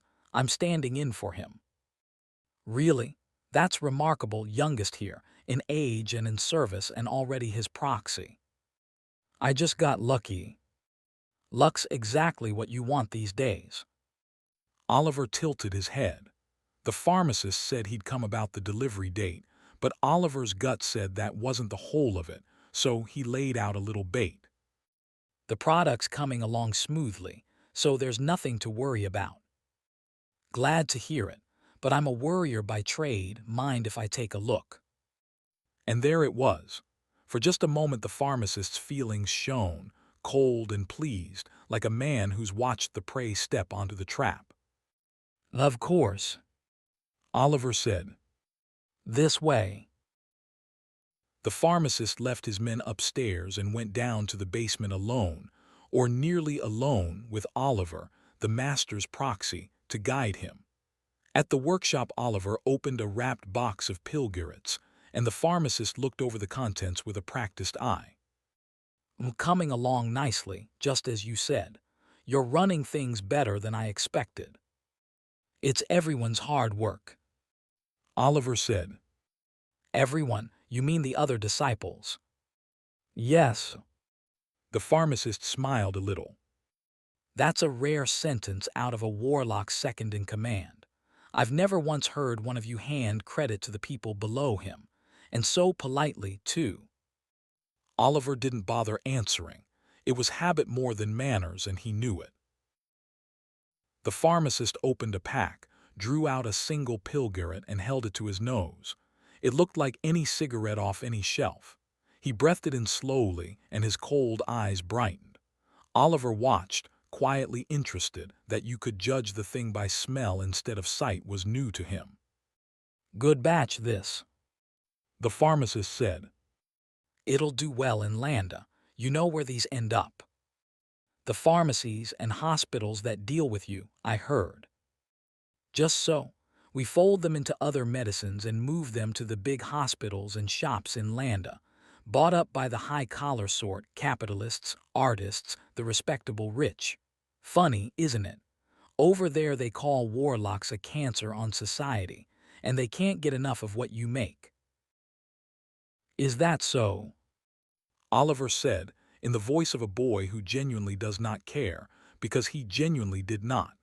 The pharmacist gave a small, dry smile. Cold reaction. No questions. Not even how we get it out to all those places. Actually, I do have a question, a different one. Oh, go on. Can you really tell the quality just by smelling it? I can. We don't have those eyes of yours, but there are other ways to read a product, and reading product is my trade. Oliver didn't let it show, but he found that fascinating. If quality had a smell, then maybe emotion had one too. A sense he didn't need today and wanted anyway. The pharmacist read the wanting on him, or guessed it. Interested in learning? Yes. Truly, my people know the trick. I could have you taught. Then please teach me. The words came right up to Oliver's teeth and stopped there. Because however much he wanted it, the correct move, he was fairly sure, was to ask Joseph's permission first. The pharmacist watched the calculation happen and smiled like he'd seen it 1,000 times. Get Joseph's blessing, he said. and I'll teach you. Thank you. In exchange, answer one question for me, only fair. Let's do it by the honest rule, give and take. All right, what should I answer? The pharmacist held up the pilgeret between two fingers. Do you think this product is good, honestly? His eyes sharpened, and the feeling that had been idling under his face slid forward and fixed on Oliver like a needle. This, Oliver understood, was the whole reason for the visit. Yes, He said, the master's product is the best. Didn't you say so yourself that it's good? I did, but a businessman always wants better stock, especially now, with the market getting so crowded. Then I'll ask the master about it for you. No, no, just idle curiosity. Anyway, you truly think it's a great one. "A beat." Yes. The pharmacist held the look a moment longer, then let it go, filing away whatever he'd come to collect. All right, let's head up. I've seen what I came to see. At the stairs, the pharmacist put out his hand. It was the first time anyone had offered Oliver a handshake, and he studied the hand a second before he took it. Good to meet you properly. The man said, with the easy warmth of a middle-aged shopkeeper. Until next time, and if you're ever in need, tell me. I'll help where I can. Oliver looked him dead in the eye and answered. Yes, I'll remember. He would, too. He remembered everything. He just hadn't yet decided what the pharmacist's warmth was for, and until he knew, he'd hold on to it the way he held onto everything filed and waiting. After the pharmacist left, the days folded back into their shape. Oliver woke early, ate, and worked the pilgeret line with the juniors and intermediates and seniors. The batch finished on schedule and went out clean, the one real task Joseph had left him, done without a hitch. From there the family drifted, as families do when the head is away. Informal disciples grinding meat into sausage out front, everyone else studying black magic on their own, loose and slow. In Oliver's eyes it was wildly inefficient. He said nothing. He had no real authority to change it, and besides, Oliver had work of his own. Love he. Oliver made a noise like a man striking gold. Marie, sitting beside him as she did most days now, startled. What happened, Senior? I think I finally found it. Found what? The difference between us and the lightning wizard.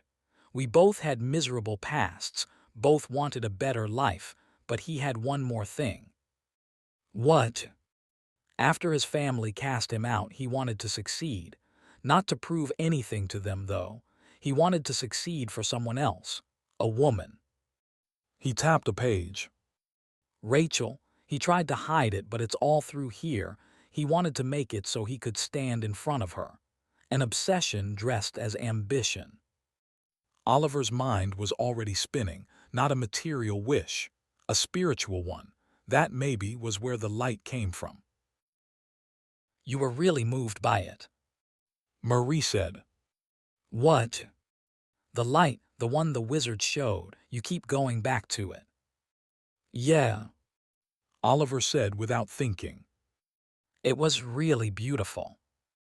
Something in Marie's face went soft and then went tight. A small, jealous ache she didn't understand and he didn't notice. We hardly ever get free time like this. She tried. Shouldn't you spend it in the study, learning black magic? I can only use the study as a direct disciple, and even they can't while the master's traveling. Andrew and some seniors sneak in anyway. Isn't it fine with the master gone? It's not the rule. Oliver said. I'm just more interested in the light than in anything in that study right now. His voice was flat and certain, and Marie flinched as if she'd done something wrong. Sorry, I didn't mean anything by it. It's fine. Why are you even here? It's your break. Marie fidgeted. To help you if you needed anything. It's because of you I made official disciple. I wanted to help with whatever I could. Is that a bother? She had the look of a child watching a door, afraid it will close. Oliver read the sadness plainly and could not, for the life of him, find its cause. No, you can stay if you want. She smiled like a child who thought she was being left behind and then wasn't. Then, gathering her nerve, she offered. Senior, would my story help? The one I told you a little of before. Oliver considered it and set it gently aside. Next to the light, her story felt small. No, it's all right. The door closed a little in her face anyway. A knock. Senior Oliver, a letter came from the master. Oliver went still. A letter. He'd never received one in his life. He took the envelope and turned it over, a blue border, and up in the corner a stamp. A woman in a crown, and beneath her the mark of the great Empire Post Office. He tore it open and read it, once, then again from the top, taking his time. The senior who'd brought it shifted. What does it say? Wait. Oliver reached the end a second time and finally spoke, half to himself. The master wants me to come. What? He's run short of money for Andrew's treatment. He wants me to take some and bring it to him, in Landa. And somewhere behind his flat eyes, the boy who had never once left this town began, quietly, to think about the road.